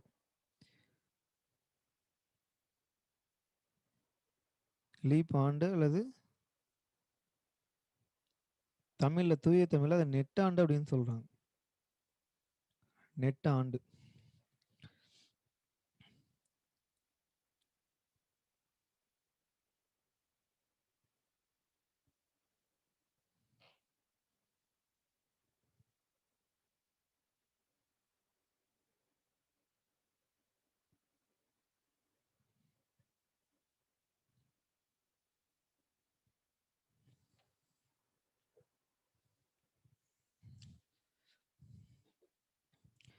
லீப் வருடம் அப்படின்னா நமக்கு தெரியும் சார். மொத்தம் எத்தனை நாட்கள் இருக்குன்னா 366 நாட்கள் இருக்கும்.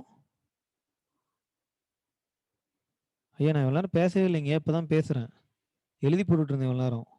சாம்சங் A11 கேக்குதுங்களா? சாம்சங் இப்ப சாம்சங் A11 ஆடியோ கேக்குதுங்களா சார்? இப்ப ஆடியோ கேட்கலையா சார்? மற்ற நண்பர்களுக்கெல்லாம் கேட்குதா இல்லையா சார்? இந்த ஆடியோ பிரச்சனை எனக்கு பெரிய பிரச்சனை இருக்கும் போலவே. மைக் ஆன்ல தான் சார் இருக்கு.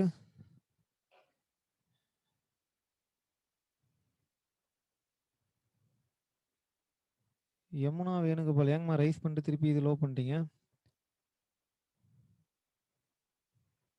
ஓகே. சார் ஏதாவது நெட்வொர்க் ப்ராப்ளமா இருக்கும்னு நினைக்கிறேன் சார். மத்த நண்பர்கள் எல்லாமே கேட்குதுன்றாங்க. கவனிங்க. லீப் வருடம் அப்படின்னா நமக்கு தெரியும் மொத்தம் 366 நாள் இருக்கும். சேம் அதே 52 வாரங்கள் இருக்கும். இங்க 6 நாள் அப்படிங்கிறனால 2 நாள் எக்ஸ்ட்ராவா இருக்கும். அப்ப இங்க அதே சம் தான். போன சம் மாரியே 53 திங்கட்கிழமை வரணும் அப்படின்னா எது டிசைட் பண்ணணும்னா 52 வாரங்கள்ல 52 திங்கட்கிழமை வந்துரும். இதுல நீங்க இத கன்சிடரே பண்ண தேவையில்ல. சரிங்களா? நீங்க கன்சிடர் பண்ண வேண்டியது இந்த 2 நாள்ல 1 நாள் திங்கட்கிழமையா வரணும். சரிங்களா? அப்ப அப்படி வந்தா மட்டும் தான் இது 53 திங்கட்கிழமையா இருக்கும். அப்ப அந்த 2 நாள் எப்படி வரலாம் அப்படின்னு பார்த்தீங்கன்னா, அதுதான் மொத்த முடிவு. அந்த 2 நாள் எப்படி வரலாம் அப்படின்னா எழுதாதீங்க. ஒண்ணு ஞாயிறு, செவ்வாயா இருக்கலாம். அல்லது திங்கள், புதனா இருக்கலாம். அல்லது சனி, வியாழனா இருக்கலாம். அல்லது புதன், வெள்ளியா இருக்கலாம்.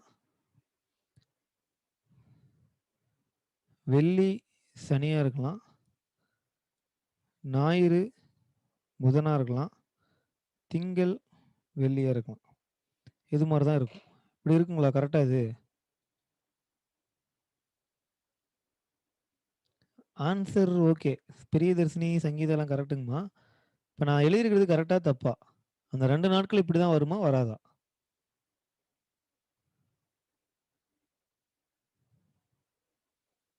நான் இப்ப எழுதியிருக்கிற முடிவுகள் வந்து தவறுங்க சார். ஏன் அப்படின்னா, ஒரு வருஷம் முடியும்போது லீப் இயர் அப்படின்னா 52 வாரங்கள் முடிஞ்ச பிறகு 2 நாள் மீதி இருக்கும். அந்த 2 நாள் எப்படி வரலான்னு பார்த்தீங்கன்னா, அடுத்தடுத்த நாட்களா தான் வர முடியும். நான் எழுதின மாரி இந்த கேப் விட்டுலாம் வர முடியாது. எப்படி வரலாம் அப்படின்னு பார்த்தீங்கன்னா, ஒண்ணா ஞாயிறு, திங்கள் அந்த 2 நாள். அப்படி இல்லன்னா திங்கள், செவ்வாய் வரலாம். அப்படி இல்லன்னா செவ்வாய், புதன் வரலாம். இல்லன்னா புதன், வியாழன் வரலாம். இல்லன்னா வியாழன், வெள்ளி வரலாம். இல்ல வெள்ளி, சனி வரலாம். இல்ல சனி, ஞாயிறு வரலாம். புரியுதுங்களா? அப்ப மொத்தமே இந்த 7 பேர் தான் வர முடியும். இதுதான் மொத்த முடிவுகள். அங்க நம்ம சாதாரண நாள்ல 1 நாள் தான் இருக்கும். அப்போ 1 நாள் அப்படிங்கிறனால ஞாயித்துக்கிழமையிலேருந்து சனிக்கிழமைக்குள்ள ஏதாவது ஒரு நாள் வரும்னு சொல்லி மொத்தம் 7 நாட்கள். அதுதான் மொத்த முடிவுன்னு சொல்லியிருப்போம். ஆனா இங்க லீப் வருடம் அப்படிங்கிறனால 2 நாள் மீதி இருக்கும் சார். 2 நாள் மீதி இருக்கனால அந்த 2 நாள் எப்படிலாம் வரலான்னு பார்த்தீங்கன்னா, இந்த பேர் தான். அதான். புரியுது. இது மாரி கன்டினியூவா தான் வரும். கன்டினியூ டேஸா தான் வரும். ஒண்ணா ஞாயிறு வந்துச்சுன்னா, அடுத்த நாள் திங்கட்கிழமை தான் வரும். இல்ல திங்கட்கிழமை ஒரு நாள் இருந்துச்சுன்னா, அடுத்த நாள் செவ்வாய்க்கிழமை வரும். அப்ப அந்த 2 நாள் எப்படி வரலாம் அப்படின்னு பார்த்தீங்கன்னா, இந்த பேர்ல ஏதாவது ஒரு பேர் தான் வரும். ஒண்ணா ஞாயிறு, திங்களா இருக்கும்.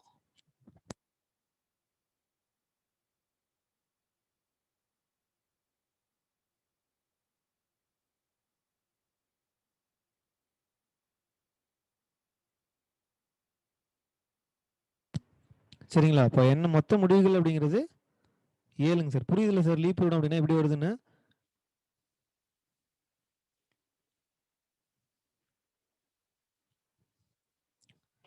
புரியுதுங்களா சார்? நம்ம இதுவரைக்கும் குடுத்தது. இந்த நாணயங்கள் கூட தேவையில்ல. பகடையும், ஆண்டுகள் மட்டும் தெளிவா தெரிஞ்சுக்கங்க. இது 2ல தான் வரும். 99% பகடையில இருந்து தான் சம் வரும். சரிங்களா?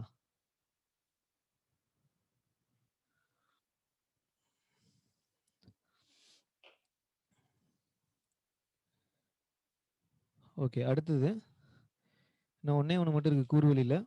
அது மட்டும் பார்த்துட்டு அப்படின்னா சம்க்குள்ள போயிரலாம் சார். இப்ப மேக்ஸிமம் கூர்வெளி உங்களுக்கு புரிஞ்சுச்சு அப்படின்னாவே முடிஞ்சுங்க சார். அதுக்கப்புறம் வேற ஒண்ணும் பெருசா இருக்காது. கூர்வெளி வச்சு தான் நமக்கு கொஸ்டின் எல்லாமே வர மாரி இருக்கும். அதனால கூர்வெளி உங்களுக்கு புரிஞ்சிருச்சு அப்படின்னாவே, நம்ம நிகழ்தகவு முடிஞ்ச மாரி. அழிச்சிடலாம்லங்க சார். கம்ப்ளீட் பண்ணிட்டீங்களா? அடுத்து சொல்லலாம்.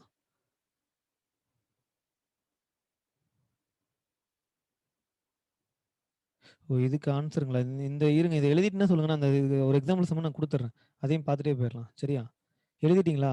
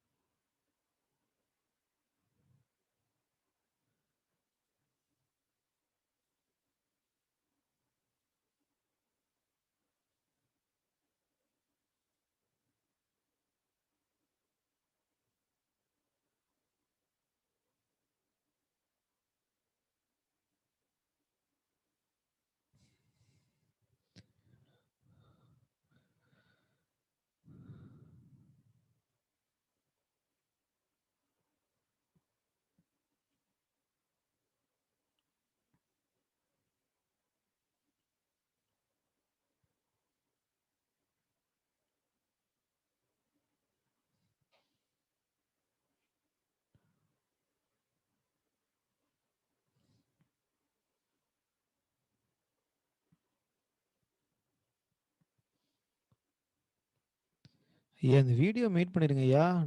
நாராயணன் கேக்குதுங்களா?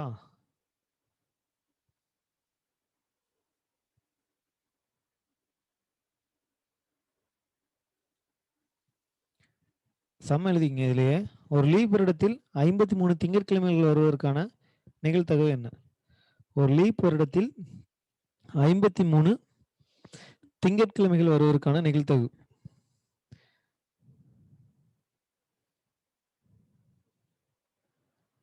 கோமதி, இளையராஜா 1/7லாம் வராது. கொஞ்சம் பொறுமையா கவனிச்சு ஆன்சர் சொல்லுங்க. காயத்ரி, விசாலி எம், மெய்வேல் கரெக்டுங்க சொல்லலாம்.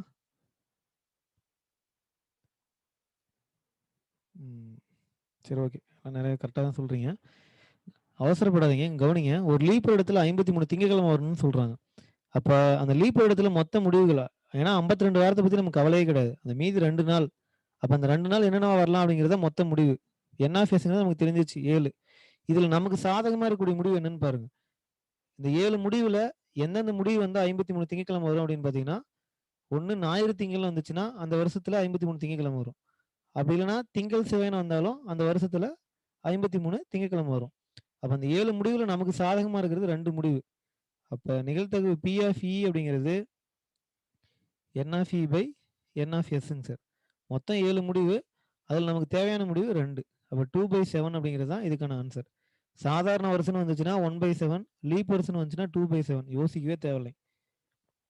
கொஸ்டின்ல வேற எதுவும் இல்லை, டைரக்டா இப்படி தான் கேட்குறான். 53 திங்கக்கிழமை 53 செவ்வாய்க்கிழமை அப்படின்னு கேட்குறான்னா நீங்க யோசிக்கவே வேணாம். சாதாரண வருடம் அப்படின்னா 1/7 வரும். லீப் வருஷம் அப்படின்னா 2/7 வரும். ஏன் 2/7 சொல்றேன்னு புரியுதுங்களா?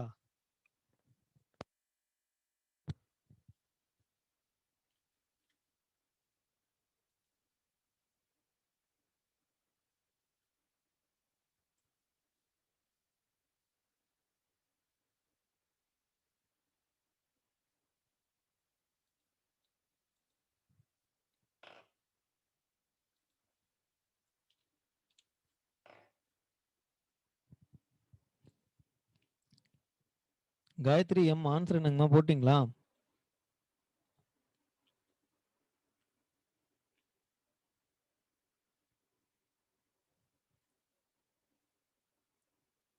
ஒரு தடவை கவனிங்க. ஒரு லீப் இடத்துல 53 திங்கக்கிழமை வரதுக்கான நிகழ்தகவு என்னன்னு கேட்குறானுங்க. சரிங்களா? 53 திங்கக்கிழமை அப்படின்னா 52 வாரங்கள் நமக்கு தெரியும். ஒரு லீப் வருடம் அப்படிங்கிறது 52 வாரங்கள் பிளஸ் 2 நாட்கள் கொண்டதான் ஒரு லீப் வருடம். இப்போ 52 வாரங்கள்ல 52 திங்கக்கிழமை வந்துடும் சார். இது வந்து கண்டிப்பா நடக்கக்கூடியது. இதுல எந்த மாற்று கருத்தும் கிடையாது. அப்ப அந்த வருடத்துல 53 திங்கக்கிழமை வரணும் அப்படின்னா எது டிசைட் பண்ணும் அப்படின்னா இந்த 2 நாள்ல ஒரு நாள் திங்கக்கிழமை வந்தா மட்டும்தான் அந்த வருஷத்துல 53 திங்கக்கிழமை வரும். சரிங்களா? அப்ப அந்த 2 நாள் என்னென்னவா வரலாம் அப்படிங்கிறது தான் மொத்த முடிவு. சாம்பிள் ஸ்பேஸ் அப்படின்னு சொல்றோம். ஏன்னா அந்த ஈவெண்ட்ல மொத்த முடிவு அப்படிங்கிறது என்னென்னலாம் வாய்ப்பு இருக்கு அது எல்லாமே மொத்த முடிவுன்னு சொல்லுவோம். அப்ப அந்த 2 நாள் என்னென்னவா வரலாம்னு பாத்தீங்கன்னா இந்த 7 பேரா தான் வர முடியும். ஒன்னா ஞாயிறு திங்களா வரலாம், இல்ல திங்கள் செவ்வாயா வரலாம், இல்ல செவ்வாய் புதன் புதன் வியாழன் இப்படி வரலாம். சரிங்களா? அப்ப இந்த 7 முடிவுல நமக்கு தேவையான முடிவு இந்த 7 பேர்ல எந்தெந்த பேர் வந்து 53 வரும் அப்படின்னு பாத்தீங்கன்னா, ஒன்னா ஞாயிறு திங்கள் வந்துச்சுன்னா அந்த வருஷத்துல 53 திங்கக்கிழமை வந்துடும். அப்படி இல்லாம அந்த 2 நாள் திங்கள் செவ்வாய் வந்தாலும் அந்த வருடத்துல 53 திங்கக்கிழமை வந்துடும். அப்ப நமக்கு தேவையான சாதகமான 2 முடிவு இருக்கு. அப்ப 7ல 2 நமக்கு சாதகமா இருக்கு. அதுதான் அதோட நிகழ்தகவு அப்படின்னு சொல்றோம். ஒரு நிகழ்ச்சியோட நிகழ்தகவு கேட்கறான் அப்படின்னா அதோட மொத்த முடிவு நமக்கு தெரிஞ்சிருக்கணும். அந்த மொத்த முடிவுல நமக்கு தேவையான முடிவு எத்தனை இருக்கோ அது மேல கொடுங்க, மொத்த முடிவு கீழே கொடுங்க. சரியா? சங்கீதா காசிலிங்கம் புரியுதாங்கம்மா? ஓகே, அடுத்து போலாம் சார். டைம் ஆயிட்டு. இந்த கூறுவலி இதை மட்டும் முடிச்சிடலாம். சீட்டு கட்டோட முடிச்சோம்னா கூறுவலி முடிஞ்சு அப்புறம் அடுத்த கிளாஸ்ல சம் பார்த்துடலாம்.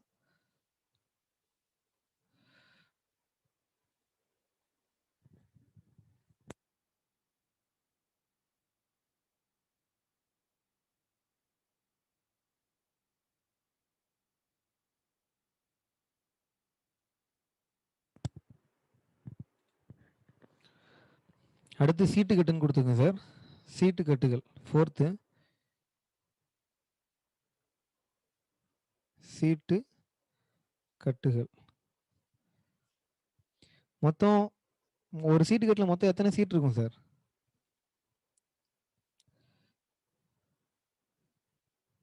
சந்தியா. ம். இதுலயும் சில நல்ல உள்ள கார்த்தி 54ன்னு சொல்றீங்க. இவ்வளவு நல்ல உள்ளவங்களா இருக்கீங்க போங்க. சந்தியா தாம்மா பயங்கர ஸ்பீடா இருக்கீங்க. 52. இதுல யாரு தவறா சொல்லியிருக்கேனாங்க அப்படின்னு பார்த்தீங்கன்னா, எல்லாருமே இந்த சங்கீதா 56ன்னு சொல்லியிருக்கீங்க. இன்னொன்னு உலகம் தெரியாமயே இருப்பீங்க போல.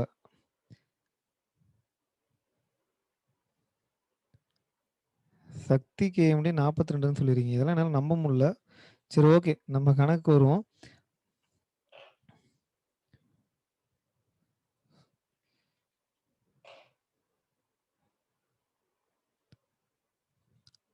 மொத்த சீட்டு கட்டுக்கு 52 தான் சார். சீட்டு கட்டு மேக்ஸிமம் ஜஸ்ட் தெரிஞ்சு வச்சுக்கங்க. இது வரைக்கும் இதில் மேக்ஸிமம் கேட்டதில்ல. மொத்த சீட்டுகள் எத்தனை இருக்கும் அப்படின்னு பார்த்தீங்கன்னா 52 இருக்கும். அதை எத்தனை பிரிவுகள் அதில் இருக்கும் அப்படின்னு பார்த்தீங்கன்னா, அது எத்தனை பிரிவாக பிரிச்சிருப்பாங்கன்னு பார்த்தீங்கன்னா 4 பிரிவுகளாக பிரிச்சிருப்பாங்க. 4 பிரிவுகள் என்ன அப்படின்னு பார்த்தீங்கன்னா,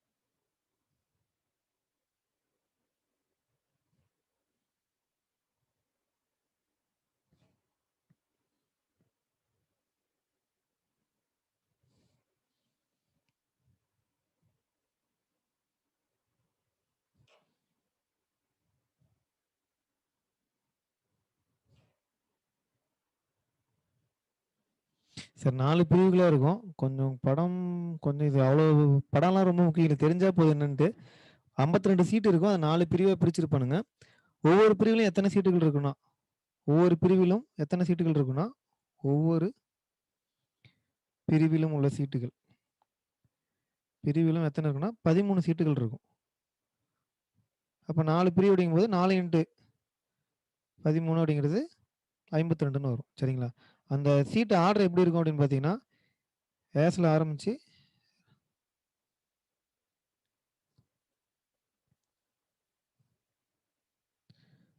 ஜாக்கு, குயின், கிங்கு.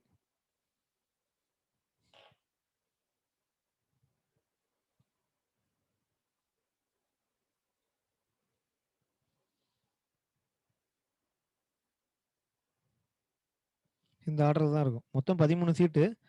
இந்த 4 பிரிவில் வந்து 2 பிரிவு இந்த ஸ்பேடு, கிளவர் அப்படிங்கிறது பிளாக் கலரில் இருக்கும். அதனால் நான் வச்சுக்கங்க. தமிழ்லேயே எழுதிங்க. ஸ்பேடு, கிளவர் அப்படிங்கிறது பிளாக் கலர்லையும், இந்த ஹார்டின் டைமண்ட் அப்படிங்கிறது ரெட் கலர்லையும் இருக்கும். சரிங்களா? அப்போ 4 பிரிவுகள் அப்படிங்கிறது எப்படி இந்த 13 சீட்டுகள் என்ன ஆர்டரில் இருக்குன்னு பார்த்துங்க. இதில் வந்து படம் பிக்சர் பிரிண்ட் பண்ணியிருக்கக்கூடிய படங்கள் அப்படின்னு பார்த்தீங்கன்னா, இந்த ஜாக்கு, குயினு, கிங்கு இது 3ல் தான் இருக்கும். அதை எழுதிங்க கீழே. ஒவ்வொரு பிரிவிலும் 13 சீட்டுகள் இருக்கும். கருப்பு அல்லது சிவப்பு நிற சீட்டுகளின் எண்ணிக்கை. கருப்பு அல்லது சிவப்பு நிற சீட்டுகள். சிவப்பு நிற சீட்டுகளின் எண்ணிக்கை. ஏன்னா கருப்புலையும் சிவப்புலையும் ரெண்டுலையுமே ஈக்குவலாக தான் இருக்கும். ஏன்னா கருப்புலையும் 2 பிரிவு இருக்குது, சிவப்புலையும் 2 பிரிவு இருக்குது. அப்போ மொத்தம் கருப்பு அல்லது சிவப்புல மொத்தம் எத்தனை இருக்குன்னா 26 சீட்டுகள் ஈச். கருப்புலையும் 26 இருக்கும், சிவப்புலையும் 26 இருக்கும். புரியுதுல்ல சார் நான் என்ன சொல்கிறேன்ட்டு குழப்பிக்காதீங்க. ஈச் பிளாக் அண்ட் ரெட்டில். பிளாக்லேயும் 26 இருக்கும், ரெட்லேயும் 26 இருக்கும். Okay sir. ஜோஸ்பின் கரெக்டுங்கம்மா. Red 26, black 26.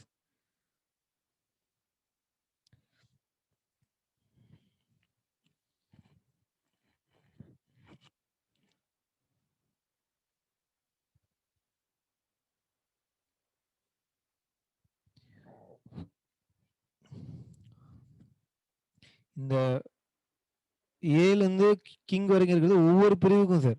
இப்போ ஸ்பேடில் அந்த சிம்பிள் போட்டு 13 சீட் இருக்கும் இந்த லைனில். அதே மாதிரி ஹார்ட்டின் சிம்பிள் போட்டு 13 இருக்கும், டைமண்ட் சிம்பிள் போட்டு 13 இருக்கும், கிளாவர் சிம்பிள் போட்டு 13 இருக்கும். சரிங்களா? அப்ப ஒரு சீட்டுக்கட்டுல ராஜா அப்படிங்கிறது ஜென்ரலா எத்தனை ராஜா இருக்கும் அப்படின்னு பார்த்தீங்கன்னா, எத்தனை ராஜா இருக்கும் சார்? எத்தனை கிங் இருக்கும்? 4 இருக்கும். புரியுதுங்களா? ஏன்னா ஸ்பேட்ல 1 இருக்கும், ஹார்ட்டின்ல 1 இருக்கும், டைமண்ட்ல 1 இருக்கும், கிளாவர் 1 இருக்கும். அதே மாதிரி ஒரு சீட்டுக்கட்டுல 5 அப்படிங்கிற எண் எத்தனை இருக்கும் அப்படின்னா 4 இருக்கும். ஒவ்வொரு பிரிவுலையுமே 4 இருக்கும். சரியா? இது எழுதினீங்கன்னா அடுத்து எழுதிக்கங்க.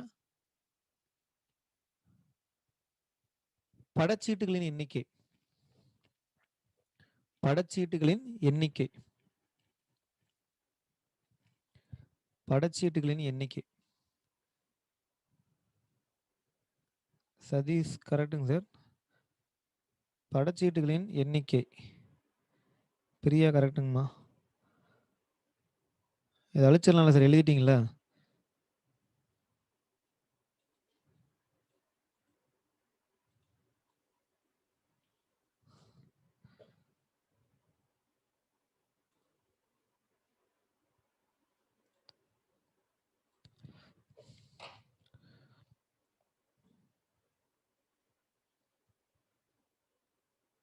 படச்சீட்டுகளின் எண்ணிக்கை. படச்சீட்டுகள் அப்படின்னு பார்த்தீங்கன்னா ஒரு பிரிவுக்கு 3 இருக்கும். அது 3 என்ன அப்படின்னு பார்த்தீங்கன்னா ஜாக்கு, குயினு, கிங்கு. அப்போ மொத்தம் எவ்வளோ இருக்குன்னா ஒரு பிரிவுக்கு 3 அப்படின்னா மொத்தம் 4 பிரிவு, மொத்தம் 12 சீட்டுகள் இருக்கும்.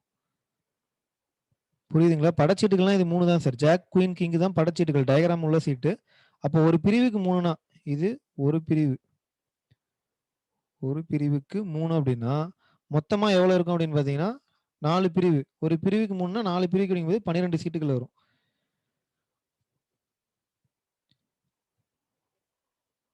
ஓகே. 16 இல்ல சந்திரா, 12ங்கம்மா. சரிங்க சார். இது மட்டும் தெரிஞ்சா போதும். மொத்தம் 52 சீட்டுகள் இருக்கும். 4 பிரிவா பிரிச்சிருப்பான். அந்த 4 பிரிவுல 2 பிரிவு கருப்பு கலர்ல இருக்கும், 2 பிரிவு சிவப்பு கலர்ல இருக்கும். பிரிவுல ஒரு பிரிவுக்கு 3 அந்த டயகிராம்ஸ் இருக்கும். அப்போ ஒரு பிரிவுக்கு 3 இருக்கு அப்படின்னா மொத்தம் 4 பிரிவுக்கு 12 படச்சீட்டுகள் இருக்கும். இது மட்டும் தெரிஞ்சா போதும். எண்கள் எந்த ஆர்டர்ல இருக்குன்னு பாத்துங்க. 1 வராது. சரிங்களா? சீட்டுக்கட்டுல 1ங்கிற நம்பரே கிடையாது. ஏஸ் அப்படிங்கிறது தான் 1ன்னு சொல்லுவோம். அப்புறம் 7 ஆரம்பிச்சு 10 வரைக்கும் எண்கள் இருக்கும். எண்கள் அப்படின்னு பாத்தீங்கன்னா எண்கள் அப்படிங்கிறது பாத்தீங்கன்னா 2, 3, 4, 5, 6, 7, 8, 9, 10ன்னு இருக்கும்.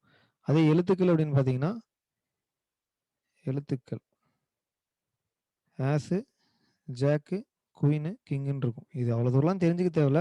இந்த விஷயங்கள் மட்டும் போதும். நம்ம இதில் என்ன அப்படின்னு பார்த்தீங்கன்னா அந்த மொத்த முடிவு அப்படிங்கிறது 52 சீட்டு.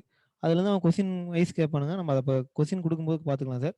அது முதல்ல நிகழ்த்தகுள்ள மேஜர் இஷ்யூ இதுதான். இந்த கூறுவெளி மட்டும் 4க்கு நல்லா பார்த்துங்க. அடுத்த கிளாஸில் சம் கொடுப்போம். சரிங்களா? ஏதாவது டவுட் இருந்தால் கேளுங்க சார். கிளாஸ் இதோட முடிச்சுக்கலாம். சம் வந்து அடுத்த கிளாஸில் கொடுக்க ஆரம்பிச்சிடலாம் சார். கூறுவெளி இதோட முடிஞ்சு தியரி. அதனால அடுத்த கிளாஸில் சம் இருக்குது. மேக்ஸிமம் சம் கம்மியாக தான் இருக்கும். ஒரு 10 சம் தான் இருக்கும். அதுவே அதிகம் இதில். இதை முடிச்சுட்டு அடுத்த டாபிக் அல்ஜிப்ரா நான் யாருக்கும் ஆரம்பிக்கல இல்லைங்க சார். மெசேஜில் சொல்லிடுங்க. பேச வேணாம். மெசேஜில் மட்டும் சொல்லுங்க. ஏபிசிடிஎஃப்க்கு அல்ஜிப்ரா ஆரம்பிச்சாச்சா இல்லைங்களா? ஏன்னா நிகழ்த்தகவு மேக்ஸிமம் நோ. எஃப்க்கு வாய்ப்பு இல்லை, டிக்கும் வாய்ப்பு இல்லை. இந்த சி கிளாஸ்க்கும் ஏபிசி மட்டும் சொல்லுங்க சார். ஏபிசி டி தேவையில்லைங்க. டிக்கும் எஃப்க்கும் வாய்ப்பு இல்லை. C class, B class no. Oh okay start பண்ணுங்க அப்படின்னா ஒன்றும் பிரச்சனை இல்லைங்க. பிக்கும் இல்லை.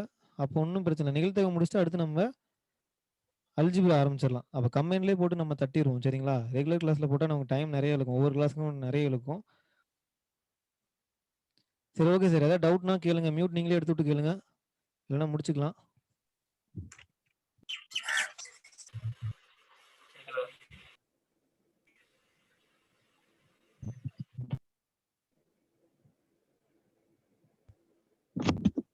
Hello sir.